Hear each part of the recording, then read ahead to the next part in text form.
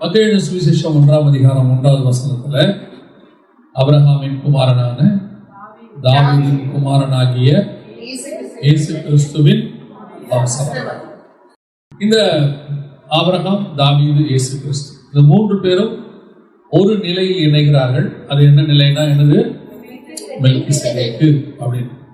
தேவன் பூமியை உண்டாக்கின போது அவர் ஏற்படுத்தின ராஜ்யபாரம் அல்லது அவர் ஏற்படுத்தின ஒரு விசேஷித்த முறைக்கு பேர் தான் மெல்கிசேதேக்கின் முறை. அதாவது ராஜாவும் ஆசாரியருமாய் இருக்கக்கூடிய. அதை எப்படி ஆதாம்ல இருந்து 2000 வருஷமா இந்த பூமியானது இழந்து போனது. அதற்கு பிறகு ஆபிரகாமுக்கு கர்த்தர் அந்த வெளிப்பாடை கொடுக்கிறார். அந்த வெளிப்பாடை பெற்றுக்கொண்ட ஆபிரகாம் அதை சாராளுடைய பேச்சு நிமித்தமாக நியாயப்பிரமாணத்தை வருவித்ததினாலே அங்கே எப்படி அந்த மெல்கிசேதேக்கின் முறைமை தடைப்பட்டது. அதற்கு பிறகு 2000 வருஷம் கழித்து 1000 வருஷம் கழித்து தாவீதின் மூலமாக கர்த்தர் அதை கொண்டு வருகிறார்.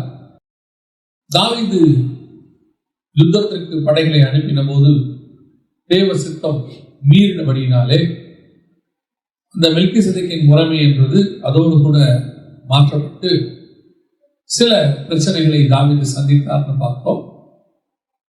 இப்போ அதற்கு பிறகு அந்த மெல்கிசேதேக்கின் முறைமையில யார் வரணும்? இயேசு கிறிஸ்து வரணும். சோ அந்த தாவீதுல இருந்து இயேசு கிறிஸ்து வரைக்கும் இன்னும் கொஞ்சம் விஷயங்கள் இருக்கு. இப்போ நாம ஒரு வசனம் வாசிங்க, எப்படி அந்த விஷயம் எப்படி பழைய ஏற்பாட்டில் கனெக்ட் ஆகுதுன்னு நான் உங்களுக்கு சொல்றேன். எபிரேயர் நிருபம் 7ஆம் அதிகாரம் 1வது வசனத்தை வாசிங்க. இந்த மெல்கிசேதேக்கு சாலேமின் ராஜாவும் உன்னதமான தேவனுடைய ஆசாரியனுமாய் இருந்தார். ராஜாக்களை முறியடித்து வந்த ஆபிரகாமுக்கு இவன் எதிர்கொண்டு போய் அவனை ஆசீர்வதித்தார். சாலேமின் ராஜாவும் உன்னதமான தேவனுடைய ஆசாரியன். இப்ப இதுக்கு என்ன பேர்? இந்த பேருக்கு என்ன அர்த்தம் அப்படின்னு கேட்டீங்கன்னா 2வது வசனம் வாசிங்க. இவனுக்கு ஆபிரகாம் எல்லாவற்றிலும் தசமபாகம் கொடுத்தான். இவனுடைய முதல் பேராகிய மெல்கிசேதேக்கு என்பதற்கு நீதியின் ராஜா என்றும் சாலேமின் ராஜா என்பதற்கு சமாதானத்தின் ராஜா என்றும் அர்த்தமாம் அப்படின்னு. அப்ப நல்லா கவனிச்சு கொள்ளுங்க. இந்த 2 பகுதியும் இணைந்ததுதான் என்னது? மெல்கிசேதேக்குங்கிறது. ஒன்று சாலேமின் ராஜா, இன்னொன்று நீதியின் ராஜா. நான் சொல்றது புரியுதா? சாலேமின் ராஜாவாகிய மெல்கிசேதேக்கு அப்படிங்கிறதுக்கு சாலேமின் ராஜா என்பதற்கு சமாதானத்தின் ராஜான்னு அர்த்தம். மெல்கிசேதேக்கு என்பதற்கு நீதியின் ராஜான்னு அர்த்தம்.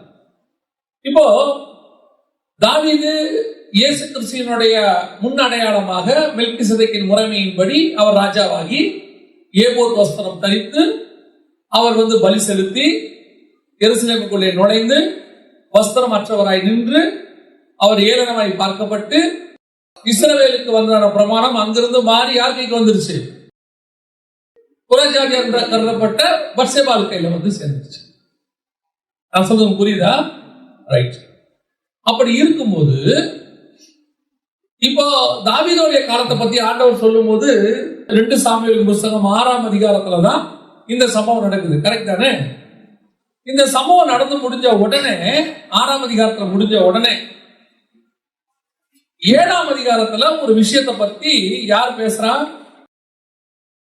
தாவீது பேசுறாரு. 2 சாமுவேல் புத்தகம் 7ஆம் அதிகாரத்துல ஒரு விஷயத்தை பத்தி தாவீது பேசுறாரு. எதை பத்தி பேசுறாரு?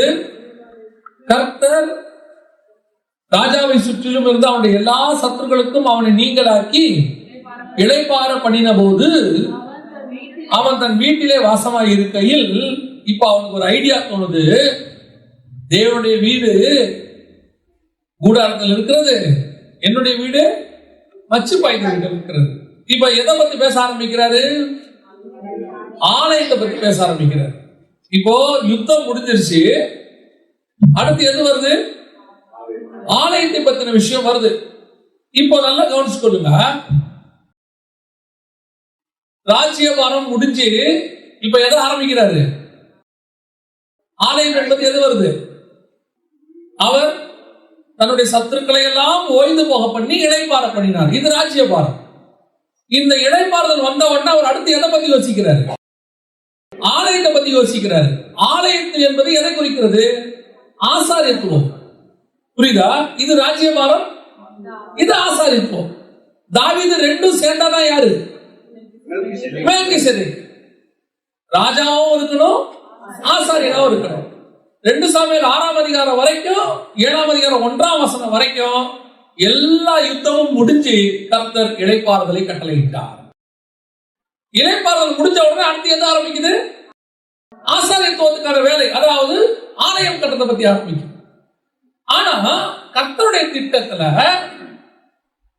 தாவீது யுத்தங்களை முடிச்சு ஓய்ஞ்சு போனோம். ஆனா ஆலயம் கட்டுறது கர்த்தருடைய திட்டத்தில் இல்லை. சொல்றது புரியுதா?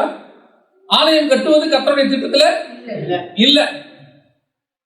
எனக்கு கீழே ஆண்டவர் கேட்கிறாரு தாவீதை பார்த்து, ஏப்பா நான் உன்னை எங்கேயாவது ஆலயம் கட்ட சொல்லி கேட்டேனா? எந்த கோத்திரத்திலாவது கேட்டேனா? யாருக்கிட்டையாவது கேட்டேனா? நீ ஏன் ஆலயம் கட்டத்தை பத்தி பேசின? இங்கதான் தாவீதுடைய மிஸ்டேக் ஆரம்பிக்குது. தாவீது யுத்தம் முடிஞ்சு ராஜ்யபாரம் முடிஞ்சு ஆசாரியத்துவத்துக்குள்ள வர்றது தப்பு கிடையாது. ஏன்னா அவர் ரெண்டும் சேர்ந்தவர் தான்.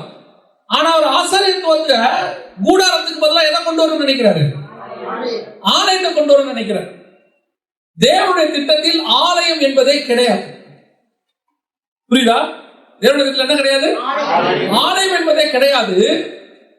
இந்த ஆலயம் என்பது தாவீதுடைய சித்தத்தின்படி வந்தது. தாவீது விருப்பப்பட்டார். கர்த்தருடைய விருப்பம் ஆலயம் இல்லை. மோசே கிட்ட ஆண்டவர் சொல்லும் போது என்ன சொல்றாரு? யாத்ராகமத்துல வருது. ஆண்டவர் தெளிவா சொல்றாரு, மலையிலே நான் உனக்கு காண்பித்த மாதிரியின்படி நீ கீழே கட்டுவதற்கு எச்சரிக்கையா இரு அப்படின்னு சொல்றாரு. அப்ப மலையில அவர் என்ன காமிச்சிருக்கிறாரு? மாதிரி, போட்டோ காப்பி, ஜெராக்ஸ். அப்ப ஒரிஜினல் எங்க இருக்கு? இந்த கூடாரம் கீழே இருக்க ஆசாரிப்பு கூடாரங்கிறது ஒரு போட்டோ காப்பி, மாதிரி.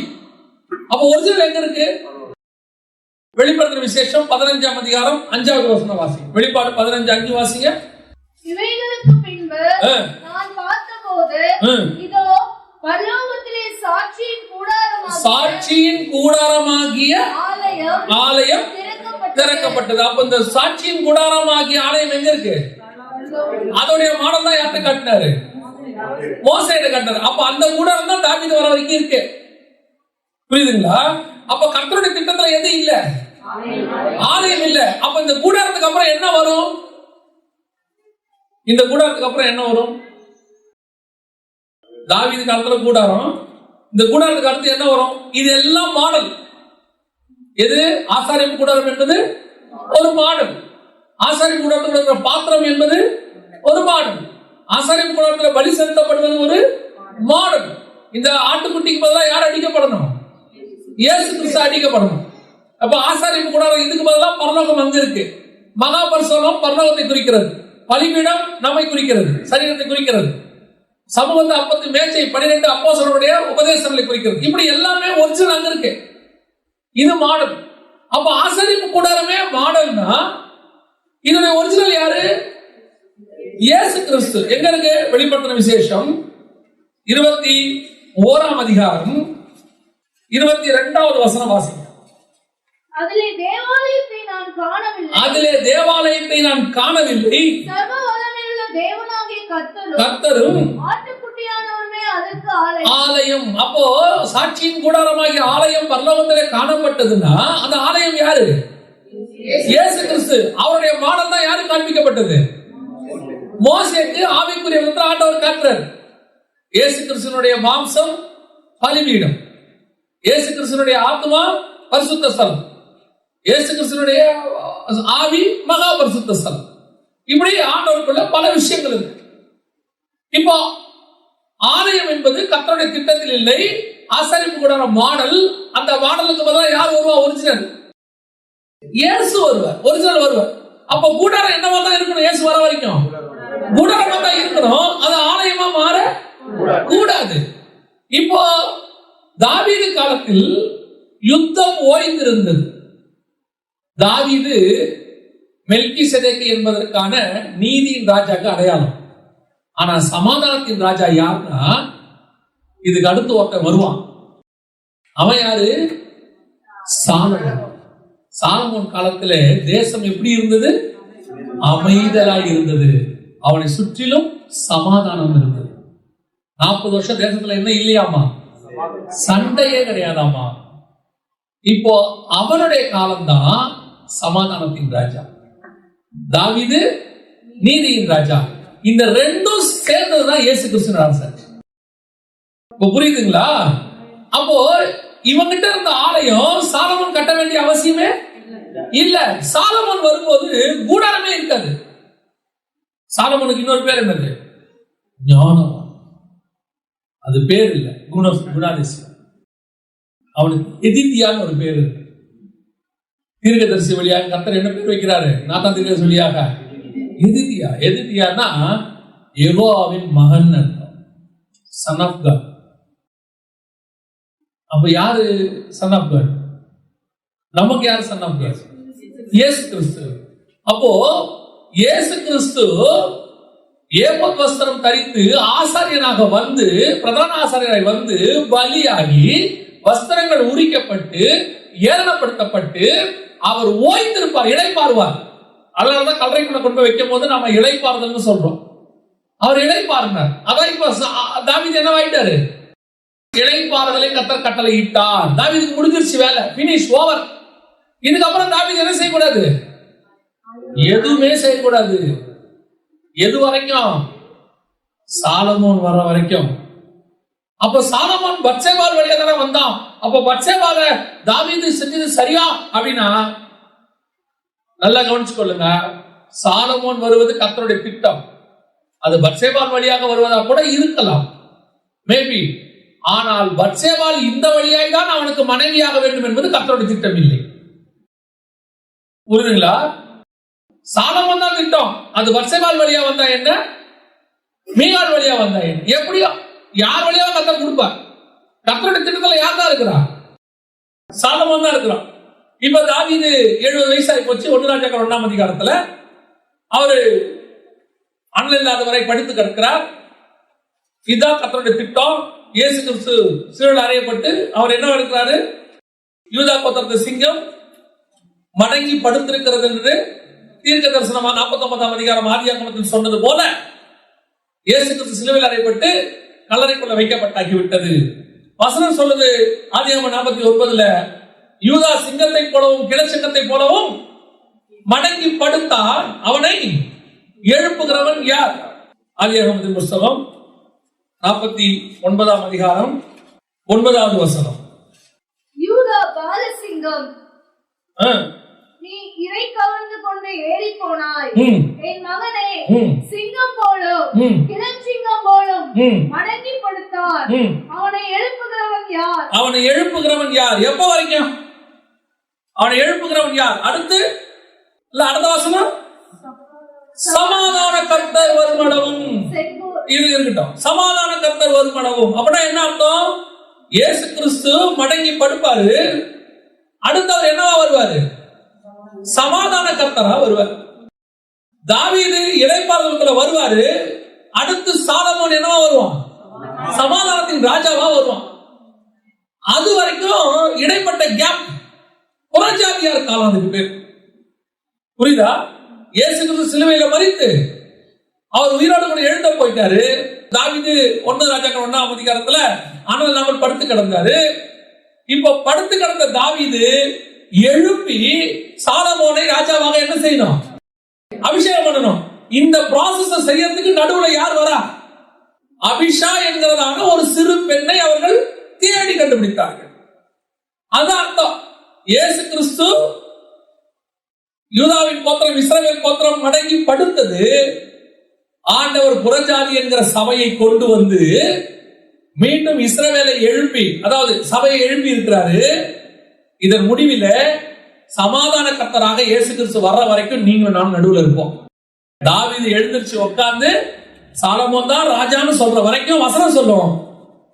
தாவீது எழுந்து உட்கார்ந்து, வா பத்சேபாள், உனக்கு என்ன வேண்டும் என்று கேட்டான். வசனம் தெளிவா இருக்கும். அபிஷாக் பணிவிடை செய்து கொண்டிருந்தாளுன்னு அந்த ஒரு லைன் ஒண்ணு இருக்கும். எவ்வளவு இம்பார்ட்டன்டான லைன் தெரியுமா? 1 ராஜாக்கள் 1ஆம் அதிகாரம். அப்படியே பத்சேபாள் மல்லிகைக்குள் ராஜா இடத்தில் போனாள். ராஜா மிகவும் வயது சென்றவனா இருந்தான். சூனியம் ஊராளாகிய அபிஷாக் ராஜாவுக்கு பணிவிடை செய்து கொண்டிருந்தாள். பத்சேபாள் குனிந்து ராஜாவை வணங்கினாள். அப்பொழுது ராஜா, உனக்கு என்ன வேண்டும் என்று கேட்டான். என்ன வேண்டும் என்று கேட்டான். அப்போ நல்ல கவனிங்க, அந்த அதிகாரம் ஆரம்பிக்கும் போது அவன் எப்படி கிடந்தான்?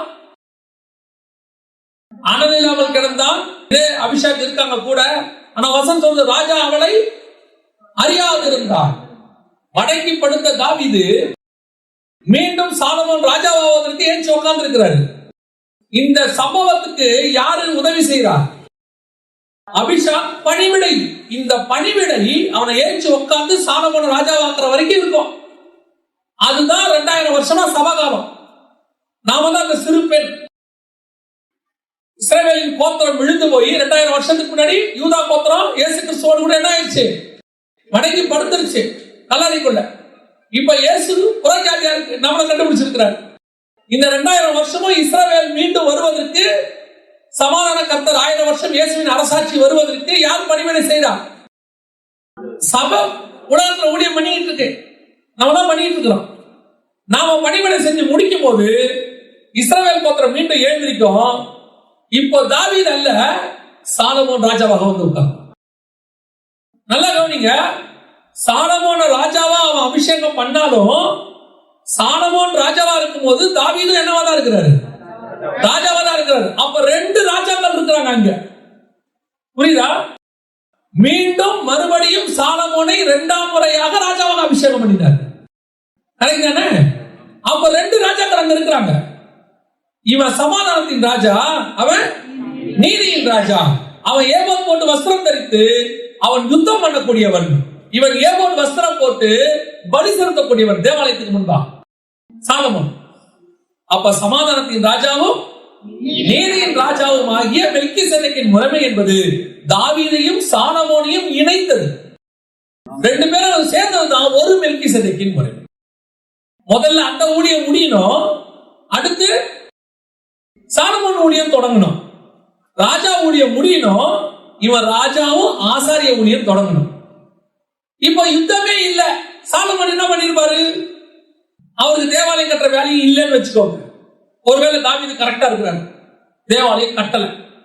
இப்ப இவர் என்ன பண்ணிருப்பாரு? இவர் யாரு? தேவனுடைய மகன். இதை என்ன பண்ணிருப்பாரு? இந்த இஸ்ரவேலை எப்படி அரசாங்க இருப்பாரு? சமாதானமாய் 40 வருஷம் யுத்தம் இல்லாமல் ஆசாரியனுமாய் இருந்து அரசாங்கம் முடிச்சிருப்பார். வேற ஒண்ணுமே நடந்திருக்காரு. புரியுதா? இதுதான் 1000 வருஷ அரசாட்சி. 1000 வருஷம் அளவும் என் பரிசுத்த பர்வதம் எங்கும் தீங்கு செய்வார் ஒருவரும் இல்லை. இப்போ சமாதானத்தின் கர்த்தர் வருமளவும் செங்கோல் யூதா விட்டு விலகுவது இல்லை. இயேசு கிறிஸ்து 1000 வருஷ அரசாட்சி. அதுக்கு அடையாளம் தான் சாலமோனுடைய அரசாட்சி. என்ன பிரச்சனைகளை வந்துச்சுன்னா, நடுவுல தாவீது எதை கொண்டாந்துட்டாரு? தேவாலயத்தை கொண்டாந்துட்டாரு. இவர் தேவாலயத்தை கொண்டாந்தாரு பாருங்க. தேவாலயத்தை கற்ற ஞானம் யாருக்கு வந்துச்சு? சாலமோனுக்கு தேவாலயம் கட்டுற ஞானம் மட்டும் வரல, கூட அரண்மனை கட்டுற ஞானமும் வந்துருச்சு. ஆனா தேவாலயத்தை என்ன கட்டினாரோ அதை விட அப்படியே டபுள் மடங்கு கட்டுறாரு. இப்போ சாலமோனுடைய ஞானம், அவரை தேடி வந்த ஸ்திரீகள், அதனால வந்த விளைவு, கடைசியா என்னாச்சு? சாலமோனின் ராஜ்யபாரம் விழுந்து போயிடுச்சு. ஆனால் இயேசு கிறிஸ்துவின் ராஜ்யபாரம் விழுந்து போகாது. ஏன்? சாலமோனுடைய சாம்ராஜ்யத்தில் ஆலயம் இருந்தது, இயேசு கிறிஸ்துவின் சாம்ராஜ்யத்தில் ஆலயம் இல்லை. ஆட்டுக்குட்டியானவரே அதற்கு ஆலயம். அப்போ சாலமோன் காலத்துல என்ன இருக்கும்? வெறும் கூடாரம் இருக்கும். அந்த கூடாரத்துல யார் இருப்பா? தேவனுடைய குமார் என்று அழைக்கப்பட்ட எகுதியா என்று சொல்லப்படுகிற சாலமோன் இருப்பான். இதுதான் நிழலாட்டம். மெல்கிசேதேக்கின் முறைமையின்படி தாவீதும் சாலமோனும் சேர்ந்ததுதான் யாரு? இயேசு கிறிஸ்து. இப்போ தாவீதின் வேலையை இயேசு முடிச்சிட்டார். நம்ம காலத்துல என்ன பண்ணி முடிச்சிருக்கிறாரு? இயேசு கிறிஸ்து என்ன பண்ணி முடிச்சிருக்கிறாரு? போராட்டத்தை போராடி சாலமோன் எப்படி தாவீது 2 சாமுவேல் புஸ்தகம் 6ஆம் அதிகாரத்துல எருசலேமுக்குள்ள நுழைஞ்சாரோ அதே மாதிரி இயேசுவும் உள்ள நுழைஞ்சிட்டார். இப்போ வஸ்திரத்தை உரிச்சு போட்ட மாதிரி இயேசுவின் வஸ்திரத்தையும் உரிச்சு போட்டாச்சு. அங்க மீகால் கேவலமா பேசின மாதிரி இஸ்ரவேலர்களும் கேவலமா பேசி முடிச்சாச்சு. இப்போ மீகாலுடைய கர்ப்பம் அடைக்கப்பட்ட மாதிரி இஸ்ரவேலுடைய ஆசீர்வாதமும் அடைக்கப்பட்டுருச்சு. நியாயப்பிரமாணம் என்னவாயிருச்சு? அடைக்கப்பட்டுருச்சு. இப்போ அதுக்கு மாற்றா பத்சேபாவுடைய கர்ப்பம் திறந்த மாதிரி இப்போ புறஜாதியுடைய கர்ப்பம் திறந்தது. புரியுதா? இப்ப ராஜா எப்படி இருக்கிறாரு? இப்ப தாவீது எப்படி இருக்கிறாரு? 6ஆம் அதிகாரம் முடிச்சு 7ஆம் அதிகாரம் 1ஆம் வசனத்துல தாவீது எப்படி இருக்கிறாரு? இளைப்பாரி கொண்டிருக்கிறார். அப்படிதானே இருக்குது. இளைப்பாறுதலை கட்டளையிட்டார். இப்ப இயேசு கிறிஸ்து எப்படி இருக்கிறாரு?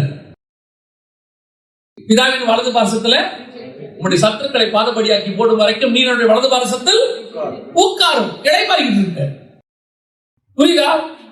இப்போ தாவீது ஆலயத்தை பூமியில கட்ட ஆசைப்பட்டாரு. அது ராங். கட்டியிருக்க கூடாது. ஏன்னா ஒரு கூடாரம் இருக்கு. அந்த கூடாரம் சாலமோன் ராஜா வர்ற வரைக்கும் இருக்கும். அதுக்கப்புறம் அந்த கூடாரம் இருக்கா. ஏன்னா இயேசு கிறிஸ்துவே ஆலயம். இயேசு கிறிஸ்துவ அடையாளம் தான் சாலமோன், எதிரியாவின் மகன். அது நடுவில் என்ன பண்ணிட்டாரு? ஆலயத்தை கட்டணும்னு ஆசைப்பட்டார். இப்போ இயேசு கிறிஸ்து உங்களை எண்ணி கூட்டிட்டு போகும்போது அந்த ஆலயத்தை என்ன பண்ணிட்டாரு? சாலமோன் கட்டின ஆலயத்தை என்ன பண்ணிட்டாரு? இடிச்சிட்டாரு. ஒரு கல்லின் மேல் ஒரு கல் இல்லாதபடிக்கு இடிக்கப்பட்டு போய் திருப்பி நிழலாட்டமா கொடுக்கப்பட்ட ஆசாரிப்பு கூடாரத்தினுடைய ஒரிஜினல் மாடல் யாரு? இயேசு கிறிஸ்துவும் நீங்களும் நானும். இப்ப நாம தான் தேவனுடைய ஆலயமாய். இப்ப புரியுதா?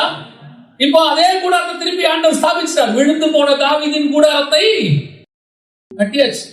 இப்ப திருப்பி உருவாக்கியாச்சு. இப்போ கைகளால் கட்டப்படுகிற ஆலயம் இல்ல. இப்ப திருப்பி ஆண்டவர் பழைய கூடாரத்தை உருவாக்கிட்டு போயிட்டார். இப்ப திருப்பி சமாதான கர்த்தர் வருமானமும் இந்த கூடாரம் இருக்கும். தாவீதுக்கு அப்புறம் சாலமோன் வர வரைக்கும் எது இருக்கணும்? அந்த கூடாரம் இருக்கணும். அதே மாதிரி இயேசு கிறிஸ்து பரமேறி போய் ஆயிடவர் சாட்சி பண்ண திரும்பி வர வரைக்கும் எந்த கூடாரம் இருக்கும்? இந்த கூடாரம் இருக்கும். இது பத்திரமாக இருக்கும். இப்ப இந்த கூடாரத்தை தான் கர்த்தர் எந்த முறைமையின்படி வச்சிருக்கிறாரு? மெல்கிசேதேக்கின் முறைமையின்படி வச்சிருக்கிறாரு. அந்த கூடாரம் ஆரோனின் முறைமையின்படி ஆராதனை நடைபெற்றது. அதுல பிரதான ஆசாரியனாய் ஆரோன் இருந்தான். அங்கே பலி செலுத்தப்பட்டது. இப்போ அது நிறுத்தப்பட்டு மெல்கிசேதேக்கின் முறைமையின்படி மீண்டும் கூடாரம் நீங்களும் நானும் உருவாக்கப்பட்டிருக்கிறோம். இங்கே பிரதான ஆசாரியர் ஒரே தடவை பலியாகி பிதாவின் வலது பாரசத்துக்குள்ள போய் உட்கார்ந்து விட்டார். அப்ப நீங்களும் நானும் அதை ஃபாலோ பண்ணி அவருக்கு பின்னாடி அதே மாதிரி போறதுக்கு தான் அழைக்கப்பட்டிருக்கோம். அப்ப இந்த கூடாரம் அவர் வர வரைக்கும் இருக்கும். எது? இந்த மெல்கிசேதேக்கின் முறைமை வர வரைக்கும் இருக்கும். ஆனா நீங்களும் நானும் அவரை ஃபாலோ பண்ணி அந்த இடத்துக்கு போவோமா? இப்ப இந்த மெல்கிசேதேக்கின் முறைமையை ஆதாம் மிஸ் பண்ணாரு, ஆபிரகாம் மிஸ் பண்ணாரு, தாவீது மிஸ் பண்ணிட்டாரு. நடுவில் அவருடைய சுயசித்தம் என்ன ஆயிடுச்சு? கலந்துருச்சு. ஆனா இயேசு கிறிஸ்து 100% பிதாவின் சித்தத்தை செய்து மெல்கிசேதேக்கின் முறைமையை சக்சஸ்ஃபுல் ஆக்கிட்டு போய் அங்க உட்கார்ந்துட்டார். திரைச்சீலை 2ஆ கிழிஞ்சிருச்சு. சரீரம் என்கிற திரைச்சீலையின் வழியா இப்ப நான் அந்த மெல்கிசேதேக்கின் முறைமையின்படி ராஜாவும் ஆசாரியருமாய் அழைக்கப்பட்டிருக்கிறேன். மெல்கிசேதேக்கின் முறைமை அப்படின்னு சொல்றீங்களே, ராஜாவும் ஆசாரியும் தான் சொல்றீங்களே ஒழிய அந்த ஆசாரிய முறைமை என்ன? நான் சொல்றது புரியுதா? அது தெரிஞ்சாதான் நான் அந்தபடி வாழ முடியும் இல்லையா? அங்கே ஆரோனின் முறைமையின்படி பலி முடிவடையவில்லை. இங்க பாருங்க, எபிரேயர்கள் நிருபத்தை 10-11 வாசிங்க பார்ப்போம். எந்த ஆசாரியனும் ஆண்டவரும் ஆராதனை செய்கிறவனாயோ பாவங்களை ஒரு காலம் நிமிர்த்தி செய்யக்கூடாத ஒரேவித பலிகளை அநேக தரம் செலுத்தி வருகிறவனாயும் நிற்பான். அடுத்து இவரோ, இப்ப மெல்கிசேதேக்கின் முறைமை மேல உள்ளது ஆரோனின் முறைமை. இவரோ அடுத்து உள்ளது மெல்கிசேதேக்கின் முறைமை. இவரோ பாவங்களுக்காக ஒரே பலியை செலுத்தி என்றென்றைக்கும் தேவனுடைய வலது பரிசுத்தில் உட்கார்ந்து. அப்ப இவன் நம்ம எல்லாருடைய பாவங்களுக்காக என்ன ஆயிட்டாரு? பலி ஆயிட்டாரு. அப்ப நீங்க நானும் மெல்கிசேதேக்கின் முறைமையா இருக்கிறதுனால இப்ப நம்ம பாவங்களுக்காக நாம என்ன செய்ய வேண்டியது இல்ல, பலியாக வேண்டியது இல்ல. ஆனா ஒண்ணு செய்யணும். எப்படி ஆரோனின் முறைமையில தூப கலசத்தை எடுத்து அங்க ஆராதனைன்னு ஒண்ணு நடத்துறாங்களோ, நீங்களும் நானும் மெல்கிசேதேக்கின் முறைமையின்படி ஆராதனை செய்கிறவர்களா இருக்கணும். புரியுதா? இப்போ ஆரோன் அந்த பலியை செலுத்த போகும்போது அதுக்கு ஒரு முறைமை இருக்கு. தூப கலசத்துல கர்த்தர் சொல்லக்கூடியதான அந்த வாசனாதி திராவியங்கள் எல்லாம் போட்டு அந்த தூப கலசத்தை போட்டு கர்த்தர் என்ன பண்ணுவாரு, கூல் பண்ணுவார். பலிகளுக்காக போய் நிப்பாரு, பாவ நிவர்த்திக்காக நிப்பாரு. இப்ப நமக்கு அந்த வேலை இல்ல. ஆனா முறைமை இருக்கு, ஆராதனை முறைமை இருக்கு. அப்ப இந்த ஆராதனை முறைமையில மெல்கிசேதேக்கின் முறைமைப்படி இருக்கிற நீங்களும் நானும் எப்படி ஆராதனை செலுத்தணும்? அவர் தூப கலசத்தை போட்டு செலுத்தின மாதிரி நீங்களும் செலுத்த வேண்டிய அவசியம். இன்னைக்கு நீங்க போனீங்கன்னா சில பாரம்பரிய சபையில நீல அங்கி தரிச்சு தலையில தொப்பி மாதிரி வச்சு கையில ஒரு கோலை பிடிச்சி அவங்க தூப கலசத்தை என்ன பண்ணுவாங்க, ஆடிட்டே போவாங்க. ஏன்னா அவர்கள் இன்னும் எந்த முறைமையின்படி இருக்கிறாங்க, ஆரோனின் முறைமையின்படி ஆலயம் நடக்குது. அதனாலதான் அந்த கைகளால் கட்டப்பட்ட ஆலயத்துக்கு அவங்க இம்பார்ட்டன்ஸ் கொடுக்குறாங்க. அது ரொம்ப சுத்தமானது, அது பரிசுத்தமானது, ஆலயத்துல முழங்கால் போட்டுக்கிட்டு தான் நடக்கணும், அங்க ஆலயத்துக்கு ஒழுக்கமா இருக்கணும், ஆலயத்தை சுத்தமா வச்சுக்கணும். ஆனா ஆலயம் அல்ல, நீங்களும் நானும் தான் ஆலயம். இந்த கட்டடம் அல்ல. இதுக்கு முன்னாடி நம்ம அந்த ஒரு கட்டடத்துல இருந்தோம், இப்ப இந்த கட்டத்துல இருக்கிறோம். ஒருவேளை கர்த்தர் நம்ம நம்பி இன்னும் அதிக ஆத்மாக்களை தருவாரோ நம்ம இதோட பெரிய ஆட்டத்துக்கு போவோம். கட்டடம் நமக்கு பரிசுத்தம் அல்ல, அது சுத்தம். நீங்களும் நானும் தான் பரிசுத்தம். அல்லேலூயா. அப்ப அந்த ஆராதனை முறைமை என்பது எனக்கு தான், சபைக்கு இல்ல, எனக்கு. அப்போ நான் ஆராதனை முறைமையில கரெக்டா இருக்கணும். என்ன ஆகணும், ஜீவாதார பலியாக நம்மை ஒப்பு கொடுக்கணும். அதுவே நாம் செய்ய வேண்டிய புத்தியுள்ள ஆராதனை. அவர் பலியாகி மகா பரிசுத்தத்துக்குள் பிரவேசித்து பிதா கிட்ட போன மாதிரி நீங்களும் நானும் ஜீவாதார பலியாகி போனாதான், அந்த ஆராதனை முறைமைக்குள்ள வந்தாதான் மெல்கிசேதேக்கின் முறைமையில போய் அவரோடு உட்கார முடியும். அவர் பிதாவை ஜெயம் பெற்று பிதாவின் வலது பார்சல உட்கார்ந்த மாதிரி சபையை பார்த்து கர்த்தர் சொல்றாரு, ஜெயம் கொள்ளுகிறவன் எவனோ அவனை என்னோடு கூட என் வலது பார்சத்தில் உட்கார வைத்துக் கொண்டு. அப்போ நீங்க நானும் போகக்கூடிய ரூட் அவர் போட்டு கொடுத்துட்டாரு. அந்த ரூட்ல அவர் பலியாயிருக்காரு நமக்காக. நாம முதல்ல நமக்கு பலியாகணும். அடுத்து ஜீவாதார பலியாக. என் மாம்சம் செத்து இருக்குதா, எனக்குள்ள இருக்கிற மாம்சம் செத்து இருக்குதா, இதுதான் மெல்கிசேதேக்கின் முறைமை. ஆரோனுடைய முறைமையில ஆடு பலியாகும், மெல்கிசேதேக்கின் முறைமையில நான் பலியாகும். என்னை நானே தாழ்த்தி ஒப்பு கொடுக்கணும். என்னுடைய மாம்சம் சர்வாங்க தகன பலியாய் மாறணும், சாம்பலா மாறணும். நான் காணாமல் போகணும், நான் இல்லாமல் மாறணும். அப்படின்னா என்னென்ன எரிக்கணுமா? இல்ல. அதுக்கு பவுல் சொல்றாரு, இனி நான் அல்ல, கிறிஸ்துவே என்னில் இருக்கிறார். என்னை நான் சிலுவையில் அறைந்து விட்டேன், நான் செத்துட்டேன், எனக்குள்ள இங்க யார் இருக்கிறா?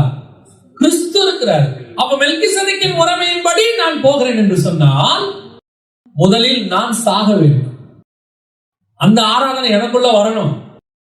என்னுடைய மாம்சம் கொஞ்சம் கொஞ்சமா செத்து எனக்குள்ள மாம்சமே இல்லைங்கிற இடத்துக்கு நீங்க எப்ப வர்றீங்களோ உன் சரீரம் என்கிற திரைச்சலை வழியாய் நீங்களும் அந்த மகா பரிசுத்தத்துக்குள் பேசுகிறீங்க. நான் மெல்கிசேதேக்கின் முறைமையில வந்துட்டேன், ஆனாலும் இன்னும் எனக்கு கொஞ்சம் இருக்கு. எப்படியாவது 30 வெள்ளிக்காசு வாங்கிடலாம், எப்படியாவது 2 வெள்ளிக்காசு நாகமாட்டை வாங்கிடலாம், எப்படியாவது கொஞ்சம் பாலாக்கிட்ட போய் பொருளை வாங்கிடலாம் எண்ணம் இருந்துச்சுன்னா நீ மெல்கிசேதேக்கின் முறைமை கூட வரவே மாட்டேன், இல்லையா? இந்த மெல்கிசேதேக்கின் முறைமைக்கு அழைக்கப்பட்டவன் தான் யாரு? யூதாஸ் காரியத். அவ்வளோ மேன்மை அழைக்கப்பட்டவன் 30 வெள்ளிக்காசுக்காக முடிஞ்சு போச்சு. இப்ப உங்களுக்கு எனக்கு அதான் ஆண்டவர் வச்சிருக்கிறார். இந்த மகா கனமான அழைப்புக்கு பாத்திரவான்களா இருக்கிற நீங்கள் என்னைக்கு உங்களுடைய அடையாளங்கள் தொலைய தொடங்குகிறதோ, உங்களை நீங்களே ஜீவாதார பலியாக சிலுவையில் ஒப்பு கொடுக்கிறீர்களோ, அப்பொழுதுதான் நீங்கள் இந்த முறைமைக்குள்ளேயே பிரவேசிக்க ஆரம்பிக்கிறீங்கன்னு அர்த்தம். அப்பாயின்மெண்ட் ஆர்டரை அனுப்பிடுவாங்க. அப்பாயின்மெண்ட் ஆர்டர் என் கையில கிடைச்சிடும். நானும் சொல்லிடுவேன், எனக்கு வேலை கிடைச்சிருச்சு, அப்பாயின்மெண்ட் ஆர்டர் வந்துருச்சு, எல்லாம் ஓகே தான். இத கொண்டு போய் அந்த ஆபீஸ்ல கொடுத்து அந்த ஆபீஸ்ல உள்ள கம்ப்யூட்டர்ல ஏத்தி அவன் எனக்கு ஒரு ஐடி கார்டு போட்டு யூ ஆர் அப்பாயிண்டட் ஒரு ஸ்டாம்பை குத்துனானா நான் அப்பாயிண்டட். எனக்கு அழைப்பு கிடைச்சிருச்சு மெல்கிசேதேக்கின் முறைமைக்கு. ஏன்னா எனக்கு முன்னாடி போற பிரதான ஆசாரியர் எனக்கு ரூட்டை கிளியர் பண்ணிட்டு போயிட்டார். போவான்னு சொல்லிட்டு போனாரு, சிலுவை எடுத்துக்கொண்டு என்னை பின்பற்றி வான்னு போயிட்டார். ஏன் நான் கரெக்டான ரூட்ல போயிருக்கேன், நீ என்னை பின்பற்றி வா. எனக்கு முன்னாடி எங்க அண்ணன் ஒருத்தன் போயிருக்கான். யாரு? பவுல். அவன் சொல்றான், நான் கிறிஸ்துவை பின்பற்றுகிறத போல நீ என்ன பின்பற்று. அவர் சிலுவையில் அறைஞ்சு செத்தாரு, நானும் என்னை சிலுவையில் அரைஞ்சிட்டேன், நீங்க வா சிலுவையில் அறை. அது எப்படி? நானு நியாயப்பிரமாண முறைப்படி பூமியை சோதரிக்கணும்ல. நான் நியாயப்பிரமாண முறைப்படி எனக்கு கர்த்தர் வீடு வாசல்களை கொடுத்து நீ நடக்கிற ஸ்தலத்தை உனக்கு தருவார் இல்ல. நியாயப்பிரமாண முறைப்படி நீடித்த ஆயுசும் பூர்ண சுகத்தையும் தருவார் இல்ல. நியாயப்பிரமாண முறைப்படி நீ கையிட்டு செய்கிறவங்களை எல்லாம் கர்த்தர் ஆசீர்வதிப்பார் இல்ல. இல்லையே. மெல்கிசேதேக்கின் முறைமைப்படி எல்லாவற்றையும் நஷ்டமும் குப்பையும் என்று விடணும். மெல்கிசேதேக்கின் முறைமையின்படி எல்லாவற்றையும் வித்து தரித்திரத்துக்குள்ள கொடுக்கணும். மெல்கிசேதேக்கின் முறைமையின்படி சிலுவை எடுத்துக்கிட்டு நடக்கணும். நியாயப்பிரமாணம் பூமியில் வாழும், ஆனா பாதாளத்துக்கு கொண்டு போகும். மெல்கிசேதேக்கின் முறைமை பூமியிலே சாகும், பரலோகத்தில் தீர்ச்சி பண்ணிக்கிறேன். என்ன செய்ய போற? நம்ம என்ன செய்ய போறோம்? அழைப்பு கிடைச்சிருச்சு, அப்பாயின்மெண்ட் ஆர்டர் கிடைச்சிருச்சு, ஆனா இன்னும் என்ன சாகல? மாம்சம் சாகலையே. இன்னும் எனக்கு இருக்கே. என்ன இருக்கு? எப்படி ஆகும்? என் பேர பிள்ளைகளை என் கண்ணால பார்த்துட்டு நான் சாகணும். உலக பிரகாரமாய் இது சரியா தப்பா? சரி. இதுல எந்த விதமான தப்பும் இல்லை. எல்லாரும் மாதிரி தான் நானும் கேட்டேன். ஒரு துன்மார்க்கனுக்கே அது கிடைக்கும்னா எனக்கு கிடைக்காதா? ஆண்டவர் சொல்றாரு, ஒருவன் என்னை காட்டிலும் தாயாவது, தகப்பனையாவது, மகனையாவது, மகளையாவது, நிலங்களையாவது, வீடையாவது அதிகமாய் நேசிப்பானால் அவன் எனக்கு பார்க்கிறவன். எனக்கு இது இருக்கணும், இப்படி இருக்கணும், இந்த எண்ணம் அப்படின்னு இருக்கிற வரைக்கும் நீ மெல்கிசேதேக்கின் முறைமை வரவே இல்லை. என்னுடைய வாஞ்சை எல்லாமே எனக்கு ஒன்று நியமிக்கப்பட்டிருக்கிறது, அதை நான் வாஞ்சையை தொடருகிறேன். அதுக்கு பின்னாடியே ஓடிட்டு இருக்கணும். என்னை கூப்பிட்டு உங்களுக்கு என்ன கலர் பிடிக்கும்? அதான் ஒண்ணும் இல்லைங்க. உங்களுக்கு என்ன ரொம்ப சாப்பாடு பிடிக்கும்? அது எதை வேணாலும் சாப்பிடுங்க. நீங்க உங்களுக்கு எந்த இடத்த ரொம்ப பார்க்கணும்னு ஆசை இருக்கு? நியாயப்பிரமாணம் சொல்லும், ஒரு தடவை எருசலேமை பார்த்தேன். மெல்கிசேதேக்கின் முறைமை சொல்லும், எனக்கு ஒன்று நியமிக்கப்பட்டிருக்கு, அதை நான் பார்க்கிறேன். எங்க எருசலேமை பார்க்கறது தப்பா? இல்ல இல்ல. நீங்க எருசலேமை பார்க்கறது தப்பே இல்லை, பாவமே இல்லை. ஆனா அது உங்களுக்கு எனக்கு நியமிக்கப்பட்டது இல்லை. நான் முழுவதுமாக என்ன செய்கிறேன்? சிலுவையில் அறைகிறேன். ஒரு நாள் வரும், நான் சொல்லுவேன், நீங்க ஒருவேளை இப்போ உங்களுக்கு அது புரியாது, புரியாம இருக்கலாம். ஒரு நாள் வரும், நீ உட்கார்ந்து யோசிப்ப, உனக்கு இந்த பூமி மேல எது மேலையுமே பற்றே இருக்காது. எதை பத்தியுமே இது இருந்தாதான் நான் இருப்பேன், இது எனக்கு வேணும், இது இருந்தா நல்லா இருக்கும், அடுத்து நான் இதை வாங்கணும், என்னை எப்படியாவது என் வாழ்க்கையில இதை அச்சீவ் பண்ணிடணும் அப்படிங்கிற தாட்டு ஒண்ணுமே இருக்காது. உனக்கு எதுவுமே இருக்காது. ஏன்னா ஒரு விஷனே நான் மனுஷன் ஓட முடியுமா? ஓட முடியும். ஒரே விஷன் எனக்கு அவர் வச்சிருக்கிறாரு, அந்த விஷனை மட்டும்தான் நான் பார்த்துட்டு ஓடுவேன். அந்த இடத்துக்கு வர முடியுமா? முடியும். இந்த இடத்துக்கு வந்ததுனாலதான் அவளால தைரியமா சொல்ல முடியுது, நான் உன்னை பார்த்துட்டேன், அதைத்தான் வாஞ்சியா தொடருவேன். இனி நான் என்ன செய்ய மாட்டேன், இந்த இருக்கிற எதையும் பார்க்க மாட்டேன். நான் அதனாலதான் அடிக்கடி சொல்லுவேன், உண்மையா பரலோகத்துக்கு போய் தேவனையும் தனக்கு தேவன் நியமிச்சிருக்கிறதையும் ஒருத்தன் பார்த்துட்டானா அவனால இந்த பூமியில எதையுமே நேசிக்க முடியாது, எதையுமே கேட்க முடியாது. நான் சொல்ல புரியுதா? இந்த வசனங்களை அதிகமா தியானிக்கவே நமக்கு உலகம் என்ன ஆகுது? வெறுக்குத. பரலோகத்துக்கே போய் தேவனையே பார்த்துட்டு, இந்த வாரம் உனக்கு நான் கட்டி வச்சிருக்கிறது இதுதான், நீ இங்கதான் எனக்காக வாசம் பண்ண போற வீடு சொல்லல. நானு நல்லா கவனிச்சுக்கொள்ளுங்க. உனக்குன்னு நான் ஒண்ணு வச்சிருக்கிறேன். அது ஜீவ கிரீடமோ ஜீவ விருட்சமோ, அல்லது நீ ஆலயத்தில் தூணா இருப்பாயோ, அல்லது அந்த வலது பாரசத்தில் உட்காருவாயோ, அல்லது புதிய நாமத்தை தருவேனோ, வெண்மையான குறிக்கல்ல தருவேனோ, ஏதோ ஒண்ணு தரப்போறேன். அதை நான் பார்த்துட்டேன்னா அதுக்கப்புறம் பூமியில இருக்கிற எது மேலே எனக்கு என்ன வராது? ஆசையே வராது. ஏன்? இது எல்லாம் அந்த பூமியில இருக்கிற அத்தனையை விட தி பெஸ்ட் நான் பார்த்துட்டு வந்துட்டேன். ஒரு அருமையான பிரியாணி ஒரு இடத்துல சாப்பிட்டாங்கன்னு வச்சுக்கோங்க. அதுக்கப்புறம் நீ எந்த வீட்டுல போய் போட்டாலும் உங்களோட சாப்பிட்டேன் அந்த மாதிரி வராது. அங்க ஒரு வீட்டுல டீ கொடுத்தாங்க அந்த மாதிரி வராது. தி பெஸ்ட் அடைச்சிட்டோம்னா அதுக்கப்புறம் இருக்கிற கீழே இருக்கிற எவ்வளவு பெஸ்ட் கொடுத்தாலும் எனக்கு பிடிக்கும். அப்ப நான் பரலோகத்திலே எனக்கு நியமிச்சதை நான் வந்து போய் ஆதியில பார்த்துட்டு வந்துட்டேன்னா அதுக்கப்புறம் நான் இங்க வந்து என்ன கேட்க மாட்டேன். எனக்கு எப்படியாவது சாகிறதுக்குள்ள ஒரு வீடு, சொந்த வீட்டுல சாகணும். நான் எப்படியாவது சாகிறதுக்குள்ள அந்த சிவப்பு கல்லு வச்ச மூக்குத்திய வாங்கி ஒரு தடவையாவது போட்டு பார்த்துறேன். நான் சாகிறதுக்குள்ள எப்படியாவது அந்த 5 புடி செயினை ஒரு தடவை போட்டு பார்த்து அதுக்கப்புறம் எனக்கு நான் உயிர் போனாலும் பரவாயில்ல. ஏன்? நீ இன்னும் ஆரோனின் முறைமைக்குள்ள மட்டும்தான் இருக்க. உனக்கு அழைப்பு மெல்கிசேதேக்கின் முறைமை அப்பாயின்மெண்ட் ஆர்டர் கொடுத்திருந்தாலும் நீ இன்னும் ஜாயின் பண்ணல. அந்த டிராவல்ல நீ போக ஆரம்பிச்சிட்டீங்கன்னா நான் சொல்லுவேன், நீ போட்டிருக்கிற ட்ரெஸ்ல கூட இந்த கலர் வேணும் அந்த கலர் வேணுங்கிற எண்ணம் உனக்கு இருக்கவே இருக்காது. எதையோ ஒண்ணு எடுத்து போட்டு நீ போயிட்டே இருப்ப. உன் சிந்தனை எல்லாம் கர்த்தர் ஆக்கிரமிப்பு செய்திருப்பார். பரலோகம் அப்படியே முழுவதும் ஆளுகை செய்திருக்கும். உன் எண்ணங்கள் எல்லாம் கர்த்தரும் வசனமும் ஆராதனையும் எப்ப கர்த்தரை பார்ப்போம், பேசுவோம், வழிபாடு கிடைக்கணும் போயிட்டே இருக்கும். இதற்கு பேர் தான் தேவனோடு கூட சஞ்சரிக்கிறார். இந்த இடத்தை நீ அடையிற வரைக்கும் அது ஒரு சுய பரிசோதனை. Very simple. உன் மாம்சம் எதையாவது விரும்புதா? அது நான் சொல்றது நியாயமானது. பாவத்தை விட்டுருங்க. நீங்க பாவத்துக்கு போயிடாதீங்க. கண்களின் இச்சை, மாம்சத்தின் இச்சை, அதை விட்டுருங்க. அதெல்லாம் உலகத்தானே விரும்புறான். அதெல்லாம் தாண்டி நமக்கு ஆண்டவர் வச்சிருக்கிறதையும் தாண்டி என்ன, நீங்க வெறும் ரசம் தானா? சிக்கன்ல ஒண்ணு செய்யலையா? இல்ல செய்யல, திங்க முடியாது. என்ன பிரதர் இப்படி கோபப்படுறீங்க? பாஸ்டர், நான் கஷ்டப்பட்டுட்டு வரேன். நான் ஒரு சிக்கன் கேட்கறது தப்பா சரியா? தப்பே கிடையாது. நீங்க சிக்கன் கேட்கலாம். ஆனா இன்னும் சிக்கன் இல்லாட்டி என்னால சாப்பிட முடியாதுன்ற நிலைமை இருக்குல்ல, அதுதான் தப்பு. எல்லாவற்றையும் அனுபவிக்க எனக்கு உரிமை உண்டு, அதிகாரம் உண்டு.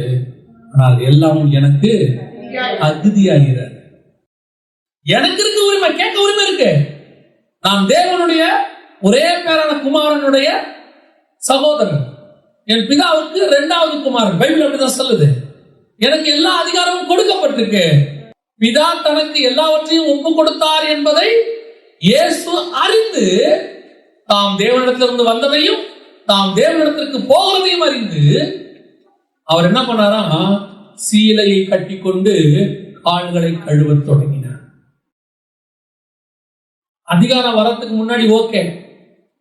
அதிகாரம் வந்த பிறகு அவர் என்ன செஞ்சாரா? சீலையை கட்டிக்கொண்டு பின்பு பாத்திரத்தை எடுத்து தண்ணீர் வார்த்து எப்போ? அதுக்கு முந்தின வசனம் எப்போ? பிதா தனக்கு எல்லாவற்றையும் ஒப்பு கொடுத்தார் என்பதையும் தாம் தேவனிடத்திலிருந்து வந்ததையும் இதுக்கப்புறம் உங்களால செய்ய முடியுமா? இப்ப சொல்லுங்க. நான் சிக்கன் கேட்டது தப்பா? பிதா எல்லா அதிகாரத்தையும் கொடுத்த பிறகு காலை கழுவுறது சரி. பிதா எனக்கு அதிகாரம் கொடுத்த போது என்னை பிடிக்க வரவனை அடிக்கிறது எனக்கு சரி. ஆனா ஒப்பு கொடுப்பது என்பதுதான் எனக்கு நியமித்தது. பிதா எனக்கு அதிகாரம் கொடுத்தது எதுக்கு? ஒரு லேகியோனுக்கு அதிகமான தூதர்களை இறங்கினா ஒருத்தன் 1000 ஒருத்தன் 14000 அடிச்சு 1,80,000 பேர் அடிச்சு கொண்டு போடுறோம். எங்கிட்ட அவ்வளவு அதிகாரம் இருக்கு. ஆனா நான் படைச்சு ஒரு மண்ணுக்கும் உதவாத ஒருத்தன் என் தாடி மயிரை பிடிச்சி இழுக்கும் போது அதுக்கு என் முதுகை நான் ஒப்பு கொடுக்கிறேனே, அதுதான் எனக்கு தகுதி. முடியுமா? அதுதான் மெல்கிசேதேக்கின் முறை. அந்த ஆசாரியன் எல்லாருடைய பாவத்துக்காக நிற்பான், இந்த ஆசாரியன் எல்லாருடைய பாவத்துக்காக சாவான். இப்ப ஆண்டவர் சொன்னது, நீ யாருக்காக சாக வேண்டாம், நீ சாவு போதும், உன் சிலுவை நீ சுமந்துக்கிட்டு வா, உன்ன நீ சிலுவையில அப்ப நீ மெல்கிசேதேக்கின் முறைமைக்குள்ள வந்துட்டேன்னு அர்த்தம். ஆரோனின் முறைமையில வரவன் பலி செலுத்திட்டு வாழணும்னு ஆசைப்பட்டு தான் பலி செலுத்துவான். அப்படித்தானே? ஆட்டுக்குட்டி கொண்டு எதுக்கு கொடுப்பான்? கர்த்தர் அடிச்சிடக்கூடாது, அவன் மன்னிக்கப்படணும், நான் பூமியில சந்தோஷமா வாழணும்னு பலி செலுத்துவான். ஆனா மெல்கிசேதேக்கின் முறைமை, நான் பரலோகத்துல சந்தோஷமா வாழணும்னு என்னையே சாக ஒப்பு கொடுக்கிறேங்கிறதா மெல்கிசேதேக்கின். இப்ப நம்ம அந்த முறைமையில இருக்கிறோமா? அப்படி வாழ முடியுமா? அப்படி ஒரு எண்ணம் எனக்குள்ள உங்களுக்குள்ள இருக்கா? அதுதான் கர்த்தர் எதிர்பார்க்கிறார். இது முதலாவது மெல்கிசேதேக்கின் முறைமையில வாழ்றவங்க செய்ய வேண்டியது. இரண்டாவது, மெல்கிசேதேக்கின் முறைமையில இருக்கக்கூடிய இயேசு கிறிஸ்து என்ன செய்தார்? நாம் அதை செய்யணும் தானே? வாசிங்க, மத்திய சுவிசேஷம் 1ஆம் அதிகாரம் 1வது வசனத்தை வாசிங்க. ஆபிரகாமின் குமாரனாகிய தாவீதின் குமாரனான இயேசு கிறிஸ்துவினுடைய வம்ச வரலாறு. இந்த ஒரு வசனத்துல எவ்வளவு விஷயம் இல்ல? ஆபிரகாமின் குமாரனான, தாவீதின் குமாரனான, மூணே தான் பார்த்திருக்கிறோம், இன்னும் முடிக்கல. இப்ப 4வது வார்த்தையை பார்க்க போறோம். இயேசு கிறிஸ்துவின் வம்ச. வாசிங்க, எபிரேயருக்கு எழுதியிருக்கும் 7ஆம் அதிகாரம் 3வது வசனம் வாசிங்க. இவன் தகப்பனும் தாயும் வம்ச வரலாறும் இல்லாதவன், இவன் நாட்களின் துவக்கமும் தேவனுடைய குமாரனுக்கு ஒப்பானவனாய் என்றென்றைக்கும் ஆசாரியனாக நிலைத்திருக்கிறான். அப்ப இவனுக்கு 2 முக்கியமான விஷயம் இருக்கு மெல்கிசேதேக்குக்கு. ஒன்று, இவன் தகப்பனும் தாயும் வம்ச வரலாறும். இயேசு கிறிஸ்து எதுக்கு ஒப்பா இருக்கிறாரு? அதே 7ஆம் அதிகாரம் எபிரேயர் 7:17, நீர் மெல்கிசேதேக்கின் முறைமையின்படி என்றென்றைக்கும் நீர் ஆசாரியராய் இருக்கிறீர். அப்ப இயேசு கிறிஸ்துக்கு என்ன இருக்க கூடாது? மெல்கிசேதேக்குக்கு தாயும் தகப்பனும் வம்ச வரலாறும் இல்லாதவன். அப்படின்னா இயேசு கிறிஸ்து மெல்கிசேதேக்கின் முறைமையின்படி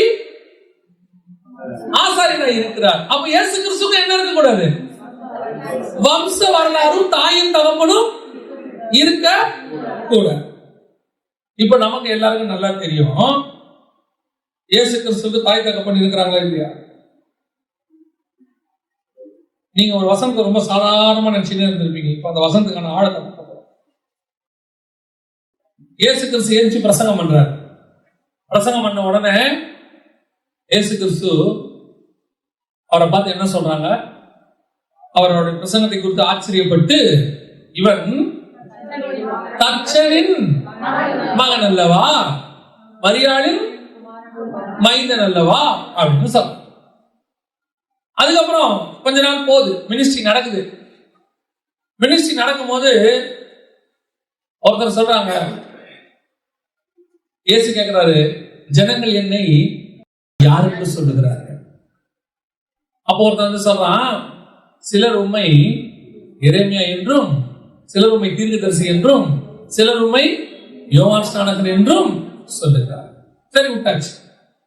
இப்போ கம்யூனியனுக்கு முந்தின ராத்திரியில பேச்சு நடந்துட்டு இருக்குது. இப்போ இயேசு கேட்கிறாரு, நீங்கள் என்னை யாருன்னு சொல்லுங்க, நீங்க என்ன சொல்லுங்க. இப்போ பேதுரு சொல்றாரு, நீர் உன்னதமான தேவனுடைய குமாரன். இப்ப இயேசு கிறிஸ்துவோட டிராவல் நல்லா கவனிங்க. 30 வயசுல அவரை தச்சனின் மகன், மரியாளின் மைந்தன். அப்படியே மினிஸ்ட்ரி வர வர வர வர எரேமியா, யோவான் ஸ்நானகன், தீர்க்கதரிசிகள் ஒருத்தர். இப்ப எது போயிடுச்சு? தச்சனின் மகன், மரியாளின் மைந்தன்ங்கிறது போயிடுச்சு. அடுத்து கடைசியா ஊழியத்தை முடிக்க போறாரு. வந்த வேலை முடியுது. இப்ப கேட்கிறாரு, நீங்கள் என்னை, இப்ப அவன் சொல்றான், நீர் உன்னதமான தேவனுடைய குமாரன். இப்ப ஏன் சொல்லிட்டாரு, இதை நீ யாருக்கும் சொல்லாத. இது யார் சொன்னா உனக்கு? பரலோகம் சொல்லிருச்சு. இப்ப சிலுவையில தொங்குறாரு, மரிச்சிட்டாரு, நித்திரை அடைஞ்சிட்டாரு. அந்த ரோம நூற்றுக்கு அதிபதி சொல்றான், இவர் உண்மையிலேயே தேவனுடைய குமாரன். இப்ப இயேசு ஆரம்பிக்கும் போது அச்சனின் மகன், ஆரம்பிக்கும் போது மரியாளின் மைந்தன், ஆனா முடிக்கும் போது தாயும் தகப்பனும் இல்லாதவர். அவருடைய வம்சம் முடிஞ்சு போச்சு. அவர் உயிரோடு கூட எழுந்தார். நாட்களின் ஆரம்பமும் முடிவும் இல்லாதவர். இப்பொழுது அவர் மெல்கிசேதேக்கின் முறைமைப்படி ஆசாரியராய் மாறினார். அல்லேலூயா. இந்த லிஸ்டை ஏன் நான் உங்களுக்கு சொன்னேன் தெரியுமா? நீங்களும் நானும் அப்படித்தான் பரலோகத்திலிருந்து ஒரு தாய் தகப்பன் வழியாக பூமியிலே அனுப்பப்பட்டோம். திருப்பியும் சொல்றேன், நீங்க தாய் தகப்பனுக்கு பிறந்தது, அப்புறமா நீங்க ரட்சிக்கப்பட்டு, அப்புறமா நீங்க ஊழியத்துக்கு அழைக்கப்பட்டு, அப்புறமா நீங்க மெல்கிசேதேக்கின் முறைமையின்படி ஆசாரியர் ராஜாரமா மாறல. புரியுதா நான் சொல்றது? நீங்க ஆண்டவருக்குள்ள 18 வயசு 20 வயசுல நான் வந்தேன், என்னை ரட்சித்தாரு. அதுக்கப்புறமா கொஞ்சம் கொஞ்சமா ஆண்டவருக்குள்ள வளர்ந்தேன். வளர்ந்த பிறகு கர்த்தர் எனக்கு இந்த சத்தியத்தெல்லாம் சொல்லி நான் மெல்கிசேதேக் முறைமையின்படி நான் இன்னைக்கு ஒரு ஊழியக்காரனா இருக்கிறேன். You are wrong. You are wrong. நீங்கள் இந்த ராஜாவும் ஆசாரியருமாய் அழைக்கப்பட வேண்டும் என்று 2000 வருஷத்திற்கு முன்பதாகவே பரலோகம் நிர்ணயித்தது. உலக தோற்றம் முதலே பரலோகம் நிர்ணயித்தது. அதற்கு இயேசு எப்படி உலகம் தோன்றி 4000 வருஷம் கழிச்சு பூமியில மரியாள் வழியா உள்ளே வந்தாரோ, அதே போல நீங்கள் 6000 வருஷம் கழிச்சு ஒரு தாய் தகப்பன் வழியாக பூமிக்குள்ளே வந்தீர்கள். நீங்க வந்து ரட்சிக்கப்படல, நீங்க அனுப்பப்பட்டு ரட்சிக்கப்பட்டிருக்கிறீங்க. இயேசு 30 வயசு காத்திருந்து வெளியே வந்த மாதிரி நீங்க ஒரு 18 வருஷமோ 20 வருஷமோ நம்மளாம் என்ன பண்ணிருக்கிறோம்? பரலோகம் மறைச்சு வச்சிருக்குது. ஆல்ரெடி நம்ம மேல ஹெவனுடைய திட்டம் இருக்கு. அந்த திட்டத்தின்படிதான் அனுப்பப்பட்டோம். ஆரோனின் முறைமைக்கு ஒரு கூட்டம் அனுப்பப்பட்டது போல, ஆபிரகாமுக்கு ஒரு சந்ததி அனுப்பப்பட்டது போல, இயேசு கிறிஸ்துவுக்கு என்றும் ஒரு சந்ததி அனுப்பப்பட்டது. அந்த சந்ததியில் தான் நீங்களும் நானும் இருக்கிறோம். இப்ப நீங்களும் நானும் ஒரு தாய் தகப்பன் வழியா தான் எங்க வந்திருக்கிறோம். இதான் இயல்பு. நீங்க யாரு? நான் எம்டி ஜெகன். உங்க அப்பா பேர் என்ன? எம்ல ஆரம்பிக்குது. ஓகே, எத்தனை நாள் வரைக்கும்? ஒரு நாள் வரும். என்ன சொல்லுகிறார்கள்? அவரு நல்லா சொல்லுவாரு, வழிபட்ட விசேஷமா பேசுவாரு. அவர் இப்படி பண்ணுவாரு, நல்லா பாடு. என்ன சொல்லுங்க? நல்லா பாடுவாரு. அவர் நல்லா பிரசங்கம் பண்ணுவாரு. இப்படி நமக்கு ஒரு அடையாளம்.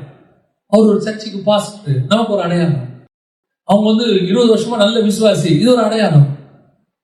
ஒரு காலகட்டத்தில் நமக்கு எது அடையாளம்? நம்ம அப்பா அம்மா தான் அடையாளம். இப்ப இது அடையாளம். இதுவும் போகணும். இதுல சந்தோஷப்படக்கூடாது. இதுவும் ஒரு நாள் போய் என் பூமிக்குரிய தாய் தகப்பனுடைய அடையாளங்கள் மறைந்து, பூமிக்குரிய வேலையின் அடையாளம் மறைந்து, நான் எரேமியாவா, தீர்க்கதரிசியா, யோவான் ஸ்நானகனா, நான் பாஸ்டரா, நான் எவாஞ்சலிஸ்டா, நான் பைபிள் டீச்சரா, எல்லாம் மறைந்து ஒரு நாள் இவர் உன்னதமான தேவனுடைய மெல்கிசேதேக்கின் முறைமையின்படி அழைக்கப்பட்ட அவருடைய குமாரன் சொல்லணும். இந்த இடத்துக்கு நீ வரணும். பூமிக்குரியதான எல்லா அடையாளமும் தொலையணும். மொத்த அடையாளமும் தொலையணும்.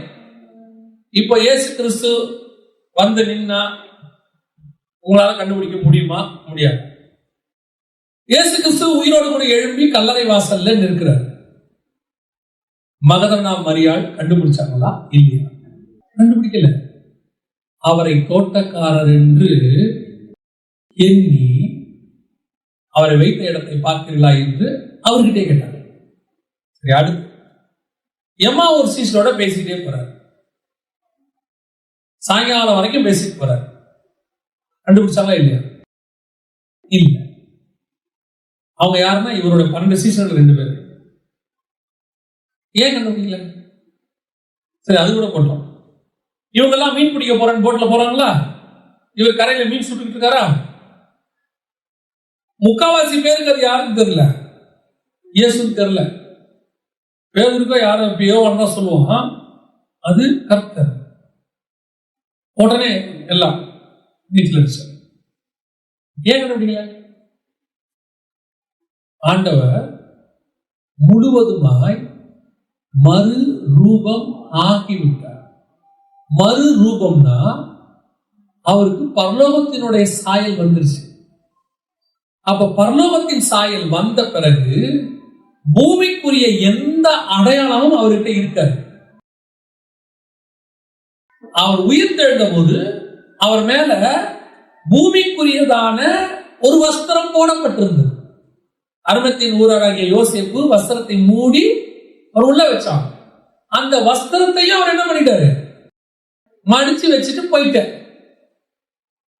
அப்ப இவர்கிட்ட இப்ப பூமிக்குரிய ஒண்ணுமே இல்ல, ஒரு சாயலும் இல்லை, ஒண்ணுமே கிடையாது. வந்து நின்னா உங்களால அது இயேசுன்னு கண்டுபிடிக்க முடியாது. அவர் பூமியில வரும்போது மனுஷ சாயல் ஆனார். இந்த மனுஷ சாயலை தொலைத்து தேவ சாயல் ஆனார். ஆரோனின் உரைமை, ஆரோனுக்கு அப்புறம் எலியேசர். எலியேசர் யார் மாதிரி இருப்பாரு? ஒண்ணு ஆரோன் மாதிரி இருப்பாரு, இல்லைன்னா ஆரோனுடைய மனைவி மாதிரி இருப்பாரு. அவ்வளவுதானே. பையன் எப்படி இருக்கணும்? ஒண்ணு அப்பா மாதிரி இருக்கணும், இல்லைன்னா மிஞ்சி போனா தாத்தா பாட்டி மாதிரி இருக்கணும். ஆனா கண்டிப்பா யார் சாயலா தான் இருக்கணும்? இன்னொரு மனுஷனுடைய சாயலாய்த்தான் இருக்கணும். மனுஷன், உங்க பையனோ உங்க பொண்ணோ யார் சாயலா தான் இருக்கும்? கண்டிப்பாக யார் சாயலா தான் இருக்கணும். இப்ப இயேசு கிறிஸ்து உயிர் தெழுந்த பிறகு பிறந்திருக்கிற நீங்களும் நானும் யார் சாயலா இருக்கணும்? அவருடைய வித்து நமக்குள் இருக்கிறது. நாம் அவர் சாயலா இருக்கும்படி அழைக்கப்பட்டிருக்கிறோம். ரோமர் 8:29 கரெக்ட் தானா? அப்போ இப்ப நீங்க மாம்சத்துல யார் சாயல்ல இருக்கிறீங்க?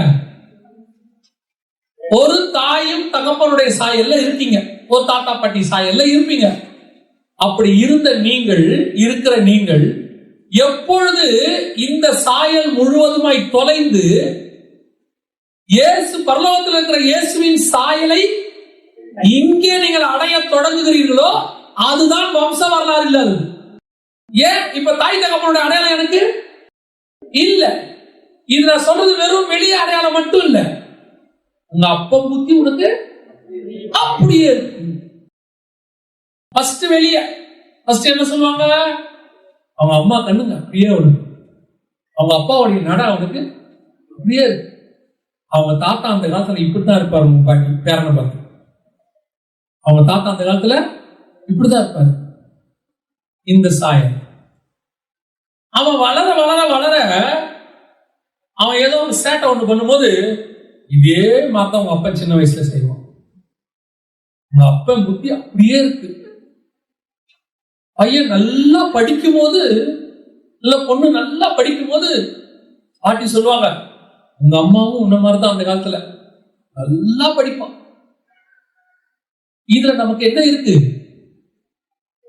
இத சொல்லும் போது நமக்கு என்ன இருக்கு? பெருமை. இந்த பூமிக்குரிய சாயலை தலைமுறையா நான் அட்டைன் பண்ணும் போது எனக்குள்ள என்ன வருது? ஒரு பெருமையும் சந்தோஷம் வருது. ஆனா பைபிள் சொல்லுது, இந்த சாயலை நீ எப்பொழுது உள்ளும் புறமும் தொலைத்துக்கிறாயோ அப்பொழுது நீ வம்ச வரலாறு இல்லாதவனாய் மாறுகிறாய். ஏன்? இவன் யார மாதிரி இருக்கிறானே தெரியலையே. ஒரு சிலரை பார்த்து சொல்ற ஞாபகம் இருக்குதா? அப்பா மாதிரியும் இல்ல, அம்மா மாதிரியும் இல்ல, எங்க வம்சத்திலே இப்படி ஒருத்தன் இல்லைங்க. இது ஸ்பிரிச்சுவலி வரணும், ஸ்பிரிச்சுவலி வரணும். இவன் யார் மாதிரி இல்லைங்க, இவன் என்னமோ வித்தியாசமா இருக்கிறான். அவனுடைய சாயல் தேவனுடைய சாயல். ஸ்தேவானுடைய முகம் எது மாதிரி இருந்துச்சு? தேவ தூதனுடைய முகத்தை போல காணப்பட்டது. ஏன்? நான் எப்போ கொஞ்சம் கொஞ்சமா கிறிஸ்துவோட பழகி என் மரணத்தில் கூட கிறிஸ்துவின் சாயல் எனக்கு தெரிகிறது. சாகும்போது பயம் வரணும் இல்ல, சாகும்போது கண்ணில் தண்ணி வரணும் இல்ல. என் கிறிஸ்து எப்படி சிலுவையில் மரணத்தை தைரியமாய் ஏற்கொண்டாரோ அதே தைரியத்தோடு அவன் ஏற்றுக்கொள்கிறான். அவன் முகத்தில் கிறிஸ்துவின் சாயல் வருகிறது. இப்போ ஸ்தேவான் யாருடைய பையன் சொல்லுங்க? அப்போஸ்தலர்கள் 7ஆம் அதிகாரம் வாசிங்க. ஸ்தேவான் யாருடைய பையன்? நான் கேட்டது அந்த சம்பவம் 7ஆம் அதிகாரத்துல இருக்கா இல்லையா? ஸ்தேவான் அப்பா அம்மா பேர் இருக்கா? இல்ல.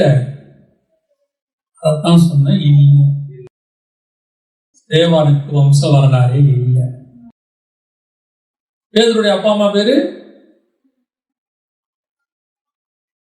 போயிருச்சு. பவுலுடைய அப்பா அம்மா பேரு போயிருச்சு. ஒவ்வொன்றும் போய் போய் கடைசியாக கர்த்தருடைய அப்போஸ்தலர்கள் பேர் மொத்தமா வந்து யாருடைய அப்பா பேரு அம்மா பேருமே இல்ல, தொலைஞ்சு போச்சு. அவ்வளவுதான், முடிஞ்சிருச்சு. பழைய ஏற்பாட்டுல ஆரோனை எழுதும் போதே லேவியின் கோத்திரத்தான் ஆகிய ஆரோனின் குமாரன் ஆகிய எலியேசர்னு எழுதிக்கிட்டு இருந்தவங்க புதிய ஏற்பாட்டுல அப்படி ஒரு முறைமையே இல்ல. காரணம் என்ன? இது மெல்கிசேதேக்கின் முறைமையில் இருக்கிறதுனால எந்த வம்ச வரலாறும் அதுக்குள்ள வரல.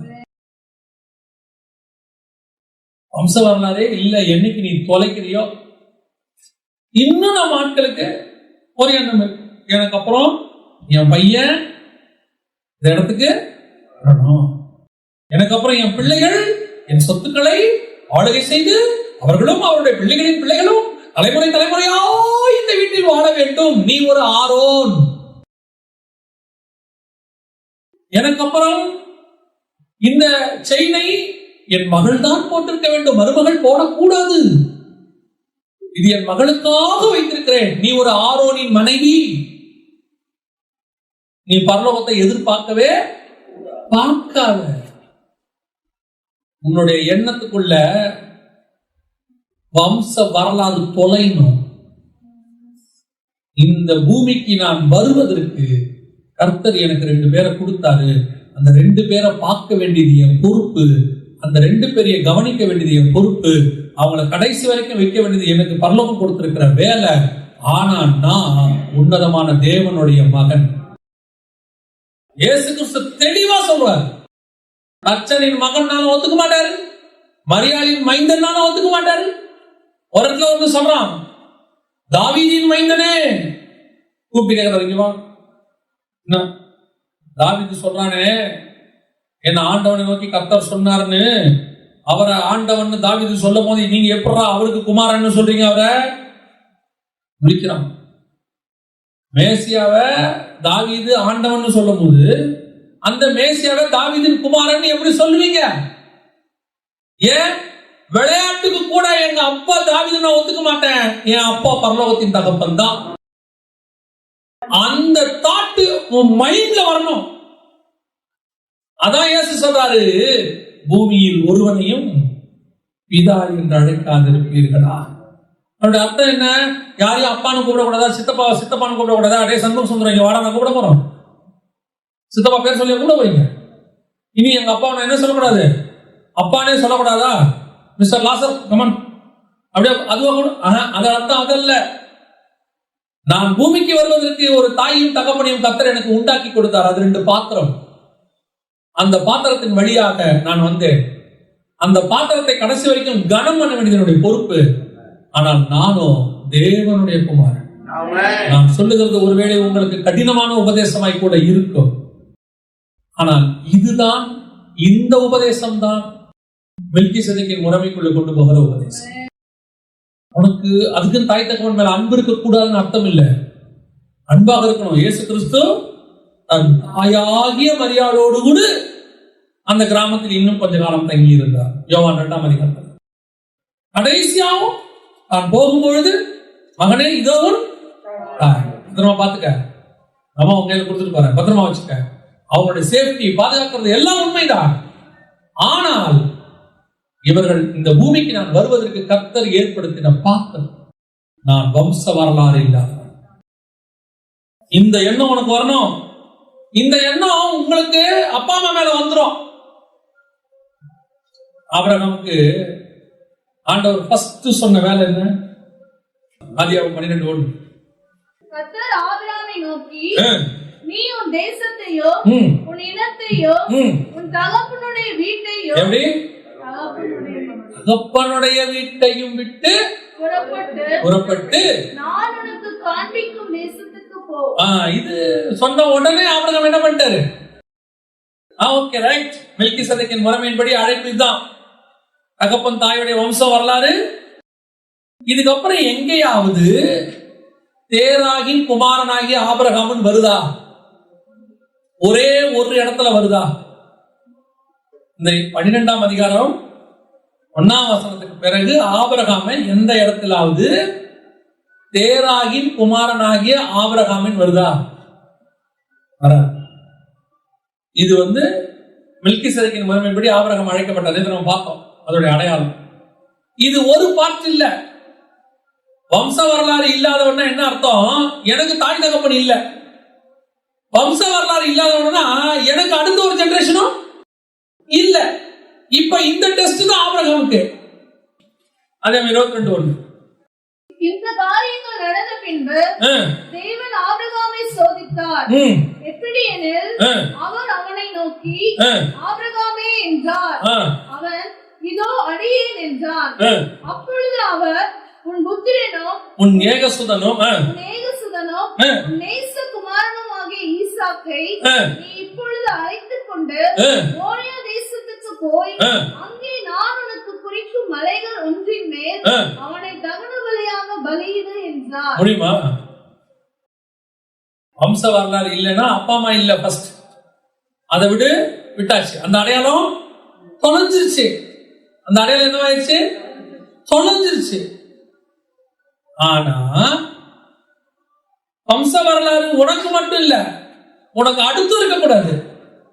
ஏன்? மெல்கிசேதேக்கின் முறைமையில எனக்கு இல்லையா அடையாளம் இல்லைன்னா என் பையனுக்கும் இல்லை. எப்படி? எனக்கு இயேசு தகப்பன்னா, மன்னிக்கணும், பரமபிதா எனக்கு தகப்பன்னா என் பையனுக்கு தகப்பன் யாரு? பரமபிதா தான். நான் சொல்றது புரியுதா? என் பையன் பூமிக்கு வருவதற்கு நான் என்னவா இருக்கிறேன்? ஒரு பாத்திரம், ஒரு வழியாக இருக்கிறேன், அவ்வளவுதான். அவனுக்கும் பரமபிதா யாரு? பரமபிதா அவனுக்கும் தகப்பன். நான் இருக்க முடியாது. அப்போ எனக்கு வம்ச வரலாறு இல்லைன்னா எனக்கு பின்னாடியும் இல்ல. அப்படின்னா என்ன அர்த்தம்? அவனை கொன்னுடுன்னு அர்த்தம் இல்ல. அவன் உன் பையன் இல்ல, என் பையன். உனக்கு அப்பா அம்மா இல்லைங்கிறத உன்னால அந்த இடத்துக்கு உன்னால வர முடியும். அப்பா அம்மாவை பார்த்துக்கிட்டு, அப்பா அம்மா எனக்கு நீ சாதாரணமாவே சிலவங்க சொல்றான். அவன் தப்பா சொல்றான். எப்படி சொல்றான்? இனிமே நீ எனக்கு அப்பாவும் கிடையாது அம்மாவும் கிடையாது, கொண்டாடி வந்தாலும் சொல்லிடுவான். சிலவங்களாம் இருந்தான், எனக்கு அப்பாவும் கிடையாது அம்மாவும் கிடையாது. சில அப்பா அம்மா வர சின்ன வயசுல ஒழுங்கா வளர்த்துக்க மாட்டாங்க. இவன் பெரிய ஆள் ஆயிடுவான். அப்பா அம்மா கஷ்டப்படுவாங்க. அப்ப சொல்லுவான், நீ எனக்கு சின்ன வயசுல எவ்வளவு குடும்பப்படுத்தின, இப்ப நீ என் வீட்டுக்காக வர, நீ எனக்கு அம்மாவே கிடையாது அப்படிமா. நான் அதை சொல்லல. உங்களுக்கு எனக்கும் நல்ல நீதிமானாலே தாயும் தகப்பனையும் கற்றுக் கொடுத்தார். அவர்கள் நம்மை கர்த்தருக்குள் வளர்த்தார்கள். அவர்களுடைய தியாகத்தை நாம் பார்த்திருக்கிறோம். ஆனாலும் அவர்களுடைய வம்சத்தினுடைய வரலாறு நமக்கு இல்லை. நாம் தேவனுடைய வம்ச வரலாறுக்குள் இருக்கிறோம். இது ஒரு வகையான தியாகம், இது ஒரு வகையான சாக்ரிஃபைஸ், இது ஒரு வகையான பலி. நான் என் தாய் தகப்பன் என்ன கொடுக்கிறேன்? உறவை பலி கொடுக்கிறேன். இல்லன்னு அர்த்தம் இல்ல. திருப்பி நீங்க யாருமே தப்பா புரிஞ்சிடவே கூடாது. அதனாலதான் இவ்வளவு தெளிவா சொல்றேன். நான் சொல்றது அவங்க தாயும் தகப்பனும் தான், அதுல எந்த மாற்று கருத்தும் இல்லை. ஆனால் நான் எப்பொழுது மெல்கிசேதேக்கின் முறைமைக்குள் அழைக்கப்பட்டு உன்னதமான தேவனுடைய ஆசாரியனாக மாற்றப்பட்டேனோ அப்பொழுது இந்த உறவுகள் எனக்கு, இந்த வம்ச வரலாறுக்குள்ள நான் வரமாட்டேன். இந்த தாய் தகப்பனுடைய சாயல் எனக்குள்ள வராது. இந்த தாய் தகப்பனுடைய குணாதிசயம் எனக்கு வராது. நான் எங்க அப்பா குடிகாரனா இருந்திருக்கலாம். நான் இயேசுவை ஏற்றுக்கொண்ட பிறகு எனக்கு குடி என்பதே இல்லை. ஏன்? எங்க அப்பா வம்ச வரலாறு எனக்கு இல்ல, எங்க அப்பாவுடைய வம்ச வரலாறு எனக்கு வந்துருச்சு. இப்ப புரியுதா நான் சொல்றது? ஏன்? நான் பூமியின் வம்ச வரலாறு தாய் தகப்பனுக்குரியவனா இருந்த போது அந்த பிசாசோ, அந்த குணாதிசயமோ, அந்த ஜென்ம சுபாவமோ எனக்குள் வந்தது. ஆனால் எப்பொழுது என் தேவனாய கர்த்தர் எனக்கு தகப்பனாய் மாறினாரோ அவர் எப்படி பரிசுத்தராய் இருக்கிறதோ அதுபோல் நான் இருக்க விரும்பினார். என்னை அறியாமலேயே அந்த குணாதிசயம் என்னை விட்டு போயிடுச்சு. நான் நிறுத்தணும்னு நினைக்கல, அது போயிருச்சு. இப்பொழுது நான் தேவனுடைய சாயலை மாறுகிறேன். இவங்கள மதிக்கிறேன், எல்லாம் செய்யறேன். ஆனா அவங்களுடைய குணாதிசயம் எனக்கு வராது. எங்க அப்பா கெட்ட வார்த்தை பேசுறவரா இருந்திருப்பாரு, ஆனா அது எனக்கு வராது. எங்க அப்பாவுக்குள்ள வேற சில சுபாவங்கள் இருந்திருக்கும், அது எனக்கு வராது. எங்க அம்மா பயங்கர கோபக்காரங்களா இருந்திருப்பாங்க, அது எனக்கு வராது, வரக்கூடாது. நான் வேற வம்ச வரலாறுக்குள்ள வந்துட்டேன். அதுதான் சொல்ல வரேன். இது அப்பா அம்மாவை தொலைக்க முடியும், ஆனா எனக்கு அப்புறம் ஒரு சந்ததி எனக்குள்ள இருக்கக்கூடாது. புரியுதா நான் சொல்றது? நியாயப்பிரமாணத்துல உண்டு, உன் மகனை உன் ஸ்தானத்திலே ஆசாரியனாக அபிஷேகம் பண்ணு, தலைமுறை உங்களோடு செய்கிற நான் உடன்படிக்கையா இருக்கும், இதெல்லாம் உண்டு. ஆனா மெல்கிசேதேக்கின் முறைமையில அது கிடையாது. இதுக்கு அடையாளமா தான் ஆபிரகாம் பார்த்து சொல்றாரு, உன் ஏகசோதனும் உன் நேசகுமாரனும் ஆகிய அவனை நான் எனக்கு என்று நீ என்னவோ கொடுக்கணும், பலியா கொடுத்துரு. அவ்வளவுதான். இனிமேட்டு உனக்கு என்ன இல்ல, பையன் இல்ல. ஏன் உன் பையனுக்கு நான் தான் தகப்பன். இனிமேட்டு உன்னை அழைத்த தேவன் இப்போ ஈசாக்க பார்த்து உன் தகப்பனை அழைத்த நான் உன்னையும் அழைத்திருக்கேன். ஏன் இனி நான் தான் உனக்கு தகப்பன். இந்த பையனை விடுறதும் உனக்குள்ள வரணும், அடுத்த தலைமுறையை விடுறதும் வரணும். இப்ப நமக்கு என்ன இருக்கு, ஆவிக்குரிய வாழ்க்கையில வந்துட்டோம், இந்த மெல்கிசேதேக்கின் முறைமைக்குள்ள வந்துட்டோம். ஆனா நம்மளால தாய் தகப்பனை விட்டு வர முடியுது. அப்பா அம்மா இயேசுவை ஏற்றுக்கொண்டோம், நம்மளை என்ன பண்ணிடுறாங்க, விரட்டி விட்டுறாங்க. நம்ம பைபிள் தூக்கிட்டு வந்துடுறோம். ஆனா நம்ம பிள்ளைகளை கர்த்தருக்கு என்று கொடுக்கறதுக்கு நம்மளால முடியல. எப்படி பிள்ளைகளுக்கு நம்ம சொத்து சேர்த்து வைக்கிறதுங்கிறது நம்ம மேல் விழுந்த கடமை அல்லவா? எந்த கடமை? எந்த ஆகமத்தில் அப்படி இருக்கிறது? பவுல் யாருக்கு எழுதினார் அப்படின்னு? ஆவியாகமம் 26ஆம் அதிகாரத்துல 14-15 வாசிக்கும். அவனுக்கு ஆட்டு மந்தையும் மாட்டு மந்தையும் அநேக பணிவிடைக்காரரும் இருந்தபடியினாலே பெலிஸ்தர் அவன் பேரில் பொறாமை கொண்டு அவன் தகப்பனாகிய ஆபிரகாமின் நாட்களில் அவனுடைய வேலைக்காரர் வெட்டின துறவுகளை எல்லாம் தூர்த்து மண்ணினால் நிரப்பி போட்டார்கள். ஆபிரகாம கிட்ட இருந்து ஆவிக்குரிய ஆசீர்வாதம் மட்டும்தான் யாருக்கு வந்தது? ஈசாக்குக்கு வந்தது.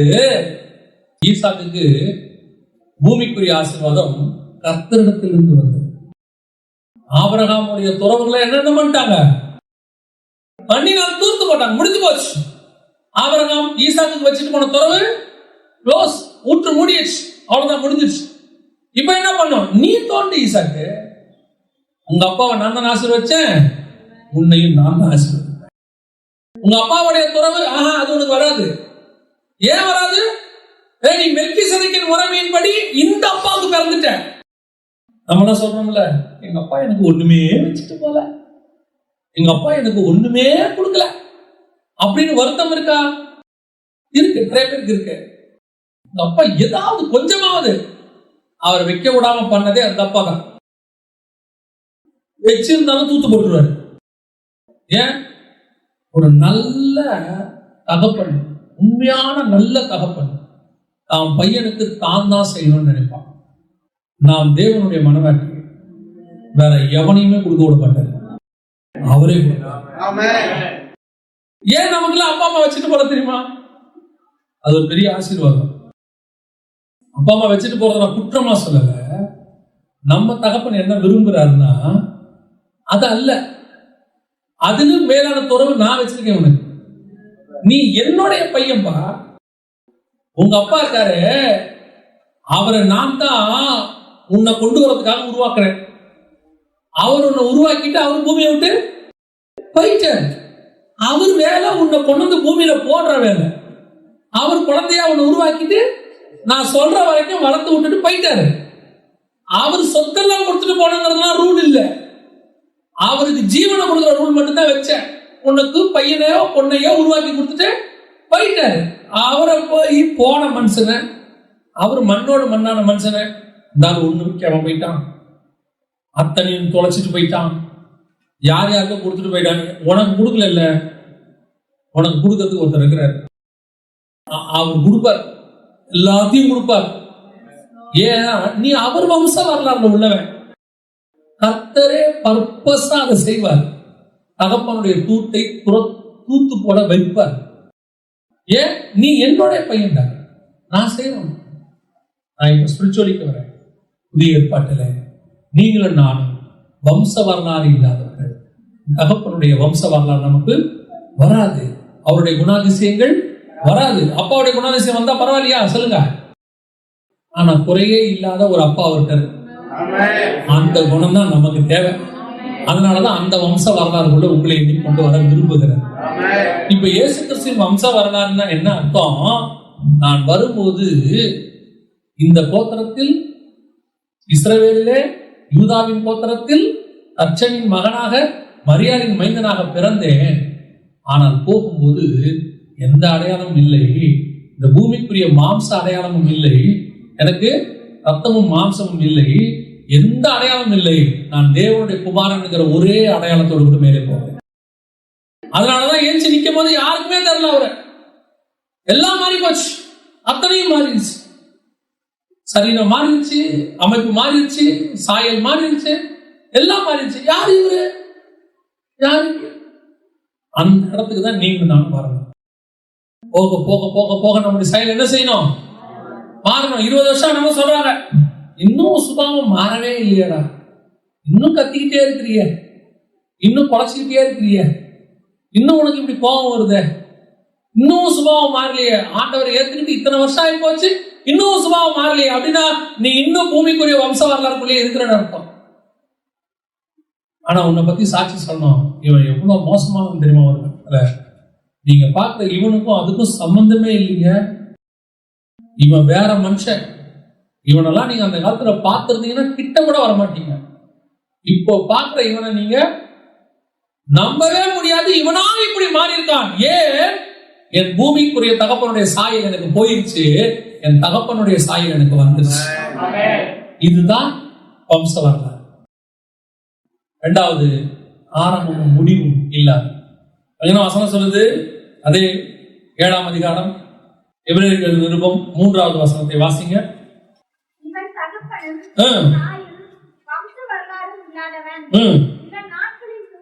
இவன் நாட்களின் துவக்கமும் ஜீவனின் முடிவும் உடையவனாய் இராமல். நாட்களின் துவக்கம்னா உங்களுக்கு எனக்கு எது நாட்களின் துவக்கம்? நீங்க பிறந்த அந்த நாட்களின் துவக்கம் பர்த்டே இன்னைக்கு. ஆனா அந்த பர்த்டே உங்க பர்த்டே இல்ல. ஒருவன் மறுபடியும் பிறவாவிடில் பரலோகத்தில் பிரவேசிக்க முடியாது. இப்போ நீங்க மறுபடி பிறந்தீங்கல்ல, பிறந்தீங்களா? இதுதான் உண்மையிலேயே பிறந்தது. நான் சொல்றது புரியுதா?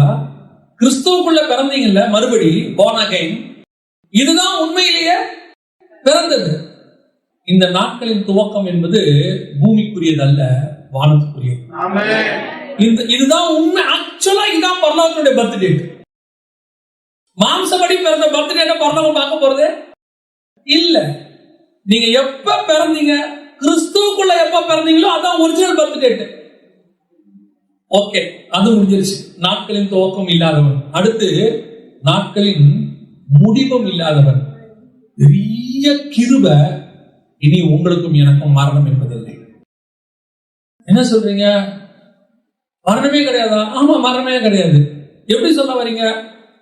இந்த சரீரத்துக்கு தான் மரணம் இருக்கிறது. இயேசு வருவதற்கு முன்பதாக அவர்கள் எல்லாரும் மரித்தார்கள். பழைய ஏற்பாட்டு பரிசுத்தவங்க என்ன ஆனாங்க? மரித்தார்கள். வாசிங்களா ஒரு வசனத்தை, 11:13 இருந்து வாசிங்க. 13. அடையாமல் தூரத்தில் அவைகளை கண்டு நம்பி அணைத்துக் கொண்டு பூமியின் மேல் தங்களை அந்நியரும் அறிக்கையிட்டு விசுவாசத்தோட மரித்தார்கள். அத்தனை பேர் என்ன பண்ணாங்க? விசுவாசத்தோடு செத்து போனாங்க. ஆனா பவுல் உங்களுக்கு எனக்கு எழுதுகிறாரு, நான் உங்களுக்கு ஒரு ரகசியத்தை சொல்லுகிறேன், இனி நாம் நித்திரை அடைகிறது இல்லை. உங்களுக்கு எனக்கு மரணம் என்பதே கிடையாது. காரணம், நம்முடைய ஆண்டவர் மெல்கிசேதேக்கின் முறைமையின்படி மீண்டும் உயிரோடு கூட எழும்பி மரணத்தை ஜெயமாய் விழுங்கினார். ஆரோனின் முறைமையில வந்தவங்க எல்லாம் நியாயப்பிரமாணத்தை ஃபாலோ பண்ணி பலி செலுத்தி அவங்க என்னதான் விசுவாசத்தால் நற்சாட்சி பெற்றிருந்தாலும் அவர்கள் மரித்தார்கள். நீங்களும் நானும் நித்திரை அடைகிறது இல்லை. நீங்கள் அதுவும் இன்னும் தெளிவா பவுல் சொல்றார், இன்னும் தெளிவா பவுல் ஒரு வார்த்தையை சொல்றார், ரொம்ப அழகா இருக்கும். 1 தெசலோனிக்கேயர் 4:13 வாசிங்க பார்ப்போம். அன்றியும் சகோதரரே, நித்திரை அடைந்தவர்கள் நிமித்தம் நீங்கள் நம்பிக்கையற்றவர்களாகி, எந்த மற்றவர்கள்? எந்த மற்றவர்கள்? இந்த பிரமாணத்துக்கு வெளியே இருக்கிற மற்றவர்கள். நியாய பிரமாணமோ உலகத்தில் இருக்கிறவங்களோ அஞ்ஞானிகளோ யாரோ மற்றவர்களை போல துக்கித்து அறிவில்லாதிருக்க எனக்கு மனமில்லை. இயேசுவானவர் மரித்த பின்பு எழுந்திருந்தார் என்று விசுவாசிக்கிறோமே. அப்படியே இயேசுவுக்குள் மரித்தவங்களா நித்திரை அடைந்தவங்களா? நல்ல தெளிவா திருப்பி வாசிங்க. இயேசுவுக்குள். அப்போ உனக்கு எனக்கு மரணம் என்பதே கிடையாது, அந்த வேர்டே கிடையாது. ஒரே ஒரு தடவை மரித்தார், அவர் மீண்டும் உயிரோடு கூட எழுந்தார். அவர் எழுந்ததுனால உனக்கும் எனக்கும் மரணம் என்பதை ஆண்டவர் தூக்கி வெளியே போட்டாரு. உனக்கு நாட்களின் துவக்கமும் முடிவும் கிடையாது. நீங்களும் நானும் நித்தியமாய் அவரோடு கூட வாழணும். எவ்வளவு பெரிய ஸ்லாக்கியம் பாருங்க. இந்த முறைமைக்கு தான் கர்த்தர் உங்களை அழைச்சிருக்கிறார். இதுதான் மெல்கிசேதேக்கின் முறைமையினுடைய உச்சம். அவருக்கு மட்டும் நாட்களின் முடிவும் துவக்கம் முடிவும் இல்லை, நமக்கும் நாட்களின் துவக்கம் முடிவும் கிடையாது. எனக்கு கொடுக்கப்பட்ட ஆத்மாவுக்கு ஆரம்பமே கிடையாது. ஏன்? எனக்குள்ள ஜீவ சுவாசத்தை ஊதினவருக்குள்ள அந்த சுவாசம் இருந்துச்சு, அதுக்கு ஆரம்பமே கிடையாது. அவர் எனக்குள்ள ஊதினார். நான் எப்போது அவருக்குள் மறுபடி பிறந்தேனோ எனக்கு பிறப்பு என்பது ஒரு நாள் கணக்குக்குள்ள வரவே வராது. அப்படி கிறிஸ்துவுக்குள்ள பிறந்துட்டேன்னா எனக்கு மரணம் என்பதே கிடையாது. நான் நித்திரை தான் அடைகிறேன், மரணம் அடையவில்லை. அந்த நித்திரை கூட டெம்பரவரி. அவர் வரும்பொழுது கிறிஸ்துவுக்குள் அவர்கள் முதலாவது எழுந்திருப்பார்கள், பின்பு உயிரோடு இருக்கிறார். எவ்வளவு பெரிய ஆசீர்வாதம், எவ்வளவு பெரிய ஆசீர்வாதம். இந்த முறைமைக்கு தானே கர்த்தர் உங்களை நீ கூப்பிட்டு இருக்கிறாரு. முதலாவது, நான் வம்ச வரலாறு இல்லாத. இரண்டாவது, நான் நாட்களின் துவக்கமும் முடிவும் இல்லாத. இத்தனை பெரிய ஸ்லாக்கியத்துக்கு கர்த்தர் உங்களை என்னை அழைச்சிருக்கிறார். அப்படின்னா இந்த ஆரோனின் முறைமையிலிருந்து மெல்கிசேதேக்கின் முறைமை எப்படி வேறுபட்டு கிறிஸ்துவினுடைய வம்ச வரலாறுக்குள்ள நீங்க நானவாங்க. கிறிஸ்து ஆதாமிலிருந்து கிறிஸ்து வரைக்கும் ஒரு வம்ச வரலாறு இருந்துச்சு. கிறிஸ்துவுக்கு அப்புறம் வம்ச வரலாறே இல்லை. ஆமா தானே? கிறிஸ்துவுக்கு அப்புறம் இவன் அவனை பெற்றான் இருக்கா? ஆதாம் ஈசாக்கை பெற்றான், ஈசாக்கு யாக்கோபை பெற்றான், யாக்கோபு யூதாவின் சகோதரரையும் பெற்றான். அப்படி இருக்குல்ல வசனத்துல. கிறிஸ்துவுக்கு அப்புறம் கிறிஸ்து இவரை பெற்றார்னு இருக்கா? இல்ல. அவ்வளவுதான். அதுக்கப்புறம் வரக்கூடிய எந்த சந்ததியும் வம்ச வரலாறு இல்லாத சந்ததி. நீங்க எல்லாம் அவருக்குள்ள, நாம் எல்லாம் அவருக்குள்ள பிறந்திருக்கிறோம். அவர் நமக்கு தகப்பனாக இருக்கிறார். அவருடைய வித்து நமக்குள் இருக்கிறதுன்னு யோவான் எழுதும் போது யோவான் எழுதுறாரு, அவருடைய வித்து நமக்குள் இருக்கிறது. கிறிஸ்துவுக்குள் பிறந்தவன் எவனும் பாவம் செய்யான். பாவம் செய்கிறவன் எவனும் அவருக்குள் கிறிஸ்துவனுடையவன் அல்ல. அப்ப நான் கிறிஸ்துவுக்குள்ள பிறந்துட்டேனா எனக்கு கிறிஸ்து தான் அப்பா. எனக்கு உலக பிரகாரம் அப்பாலாம் அம்மாவும் அப்பா அம்மா கிடையாது. திருப்பியும் சொல்றேன், கிடையாதுன்னா என்ன அர்த்தம்? வம்ச வரலாறு கிடையாது. அதுக்கப்புறம் ஏன் எனக்கு அப்புறம் வரக்கூடிய சந்ததியும் கிறிஸ்துவுக்குள்ள பிறந்துருச்சுன்னா அதுக்கும் வம்ச வரலாறு கிடையாது. அவனும் என் பையன் உரிமை கொண்டாட எனக்கு எந்த விதமான உரிமையும் இல்லை. என்னுடைய தகப்பன் கிறிஸ்து, என்னோடு கூடிய வம்ச வரலாறு முடிவடைகிறது. கிறிஸ்துவோட வம்ச வரலாறு முடிஞ்சிருச்சு இல்ல, அதே மாதிரி என்னுடைய வம்ச வரலாறு முடிஞ்சிடும். எனக்கு நாட்களின் துவக்கமும் முடிவும் எனக்கும் கிடையாது. இத்தனை பெரியதான ஆவிக்குரிய ஆசீர்வாதத்துக்கு கர்த்தர் உங்களை அழைச்சிருக்கிறார். அல்லேலூயா. அது எந்த அளவுக்கு உங்களுக்கு புரிஞ்சிச்சுன்னு எனக்கு தெரியல. ஆனா நான் சொல்லுவேன், கர்த்தருடைய மிக முக்கியமான அடிப்படை சத்தியம் இத மட்டும் உங்களுக்கு ஆழமா புரிஞ்சு நீங்க உங்க வாழ்க்கையில அபியாசப்படுத்த தொடங்கிட்டீங்கன்னா இந்த உலகத்தில் உங்களுக்கு எந்த விதமான கவலையும் பிடிப்பும் வியாதியும் பலகீனமும் எதுவும் வராது. எப்படி சொல்றீங்க? இந்த உலகத்தினுடைய வம்ச வரலாறு இருந்துச்சுன்னா அம்மாவுடைய வியாதி எனக்கு வரும், அப்பாவுடைய வியாதி எனக்கு வரும். நான் கிறிஸ்துவனுடையங்கிற விசுவாசத்துக்குள்ள வந்து அவர் என் தாய் தகப்பன்னு நீங்க முடிவு பண்ணிட்டீங்கன்னா அவருக்கு வியாதியே கிடையாது, எனக்கும் அது வராது. இதுதான் விசுவாச வாழ்க்கை. ரெண்டாவது, நீங்க அந்த ஒரு வாழ்க்கைக்குள்ள வந்த பிறகு உலகத்தின் மேல உங்களுக்கு எந்த விதமான பிடிப்பும் இல்லாவிட்டால் எதிர்காலத்தை பத்தின பயம் இருக்காது. ஏன்னா எனக்கு அப்புறம் வம்சமே இல்ல, என்னோட என் வம்சம் முடிஞ்சிரும், எனக்கு அப்புறம் இருக்கிற என் பையன் என் பொண்ணு எல்லாரும் யாருடையது? கிறிஸ்துவனுடைய தாய் தகப்பனுடையது. அப்படின்னா நீங்க அவங்களுக்கு சேர்த்து வைக்கணுங்கிற எண்ணமே உங்களுக்கு வராது. ஐயோ நான் அவங்கள நடுத்தரல விட்டுட்டு போறேங்கிற எண்ணமும் வராது. ஐயோ இவங்களுக்கு யாரு இருக்கிறாங்கிற எண்ணமும் உங்களுக்கு வராது. எப்படி ஒரு பெண்ணை ஒரு கணவன் கையில பிடிச்சு கொடுத்த பிறகு உங்களுக்கு ஒரு பெருமூச்சு வருது, சரி அவன் வாழ்க்கை செட்டில் ஆயிடுச்சு, இனி அவனாச்சு அவன் வாழ்க்கையாச்சு, அவன் அவனை பார்த்துப்பாங்கிற ஒரு நம்பிக்கை இருக்க. அதை விட மேலான நம்பிக்கை நம்முடைய பிள்ளைகளை கிறிஸ்துவின் கையில பிடிச்சு கொடுப்பது. அவர் பார்த்துப்பாரு. ஏன் என்ன பார்த்துக்கிட்டாரு? என்ன பையனா பார்த்துக்கிட்டாரு, என் பையனையும் அவர் பையனாவே பார்த்துக்கிட்டாரு. அப்ப எப்படி எனக்கு வியாதி வரும்? எதிர்காலத்தினுடைய பயம் வந்தாதானே எனக்கு வியாதியே வரும். டிப்ரெஷன், ஸ்ட்ரெஸ், கவலை.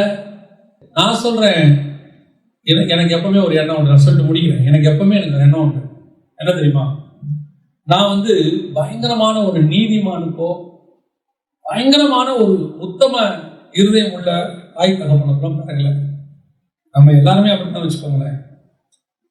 அப்படி பிறந்த என்னையே கர்த்தர் இந்த இடத்த கொண்டு வந்து நிறுத்திட்டாருன்னா, இவ்வளவு பத்திரமா பாதுகாத்துக்கிட்டாருன்னா, அவருக்கு ஊழியம் செய்கிற என்னுடைய சந்ததின்னு நான் சொல்ல நினைக்கக்கூடிய அவங்களை பத்திரமா பார்த்துக்க எனக்கு என்னையே காப்பாத்தினவரு அவங்களை காப்பாத்திட்டார. தைரியமா கிறிஸ்துவின் கையில பிடிச்சு கொடுத்துட்டு போயிட்டே இருக்க வேண்டியதுதான். எனக்கு என்ன கவலை? நான் அல்ல, என் பிள்ளை கிறிஸ்துவின் கரத்தில் இருக்கிறது.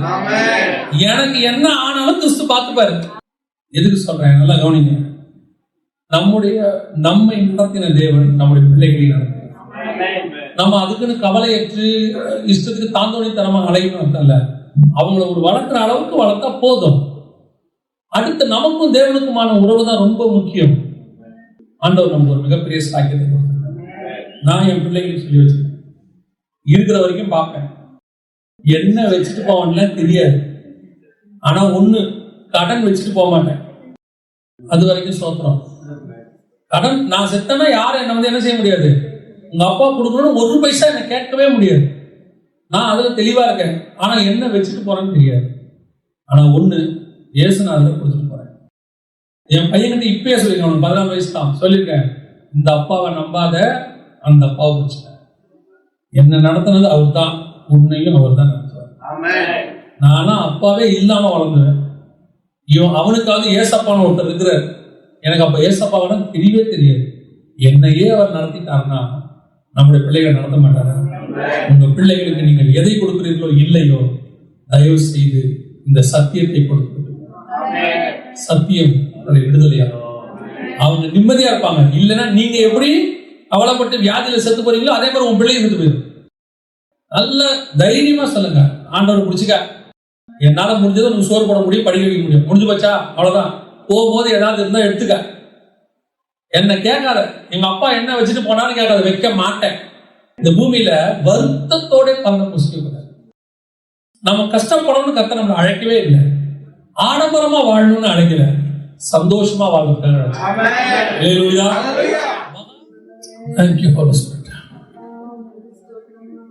நாங்கள் வம்ச வரலாறு இல்லாத தகப்பனுக்கு பிறந்தோம். நாட்களின் ஆரம்பமும் முடிவும் இல்லாதவருக்கு நாங்கள் பிறந்திருக்கிறோம். எங்களையும் அந்த மகா மேன்மையான அழைப்புக்கு தான் அழைச்சிருக்கிறீங்க. தேங்க்யூ அப்பா. நாங்கள் இந்த ஓட்டத்தை ஓட எங்களுக்கு திரும்பிப்பாங்க. இந்த ஓட்டத்தை முடிவு பரிந்தும் இந்த சிந்தனையோடு கூட ஓடி முடிக்க திரும்பிப்பாங்க. உலகம் எங்களுக்கு பாத்திரம் அல்ல ஆண்டவர். உலகத்தில் உள்ளவைகளும் பாத்திரம் அல்ல ஆண்டவர். நாங்கள் முதற் பேரானவர்கள் வரிசையிலே வந்து நிற்க, மெல்கிசேதேக்கின் முறைமையிலே அழைக்கப்பட்ட ஒரு லிஸ்ட்ல வந்து நிற்க அதை எங்களுக்கு கிருபை காட்டுங்கப்பா. எங்களுக்குள்ள இன்னும் ஆண்டவரே நாங்க எவ்வளவு உதறினாலும் இன்னும் எங்களுக்குள்ள மாம்சம் இருக்கு. அதை நாங்க சிலுவையில அறைய எங்களுக்கு கிருபை பாராட்டுங்க. அந்த சிலுவையில அறைய எங்களுக்கு கிருபை பாராட்டுங்க. தேங்க்யூ நன்றி ஆவியானவரே. ஆண்டவரே, எங்கள் முற்பிதாக்கள் எப்படி இருந்தாங்கன்னு எங்களுக்கு தெரியாது. நாங்கள் வரும் காரியங்களை குறித்து கவலைப்படாமல் அன்றன்றுக்குள்ள பாடுகள் போதும் என்று சொல்லப்பட்டது. எங்களை அழைத்த அழைப்புக்கு பாத்திரவான்களா இன்றைய தினத்தை குறித்து மாத்திரம் ஆண்டவரை நினைக்கிறவர்களா, வருங்கால வம்சத்தை எதிர்காலத்துக்கு உங்களுடைய கரத்தை ஒப்படைத்தவர்களா, கவலை இல்லா, துக்கம் இல்லா, துயரம் இல்லா, சந்தோஷத்தோடு கூட நாட்களை கழிக்க கர்த்தர் கிருபை பாராட்டும். இந்த திருச்சபைக்காக நீ நேசிக்கிற இந்த மக்களுக்காக ஆண்டவரே, இவர்கள் எவ்வளவு அதிகமாக ஆழமாக பேசுகிறீர்கள், இவர்களை எவ்வளவு அதிகமாய் நீ நேசிக்கிறீர்கள். மகிமையுள்ள கரத்தை தாழ்த்துகிறோம். எவரிடத்தில் அதிகமாய் கொடுக்கப்படுகிறதோ அவரிடத்தில் அதிகமாய் கேட்கப்பட வேண்டும். நீர் அப்படி செய்ததுக்காக ஸ்தோத்திரம். எங்கள் சபை கரை திரை அற்ற மணவாட்டி சபை, ஒரே புருஷனுக்கு நியமிக்கப்பட்ட கற்புள்ள கன்னிகையாக முடிவு பரியந்தம் நிற்க கிருபை. எங்கள் ஆண்டவர் இயேசுவின் நாமத்தில் பிதா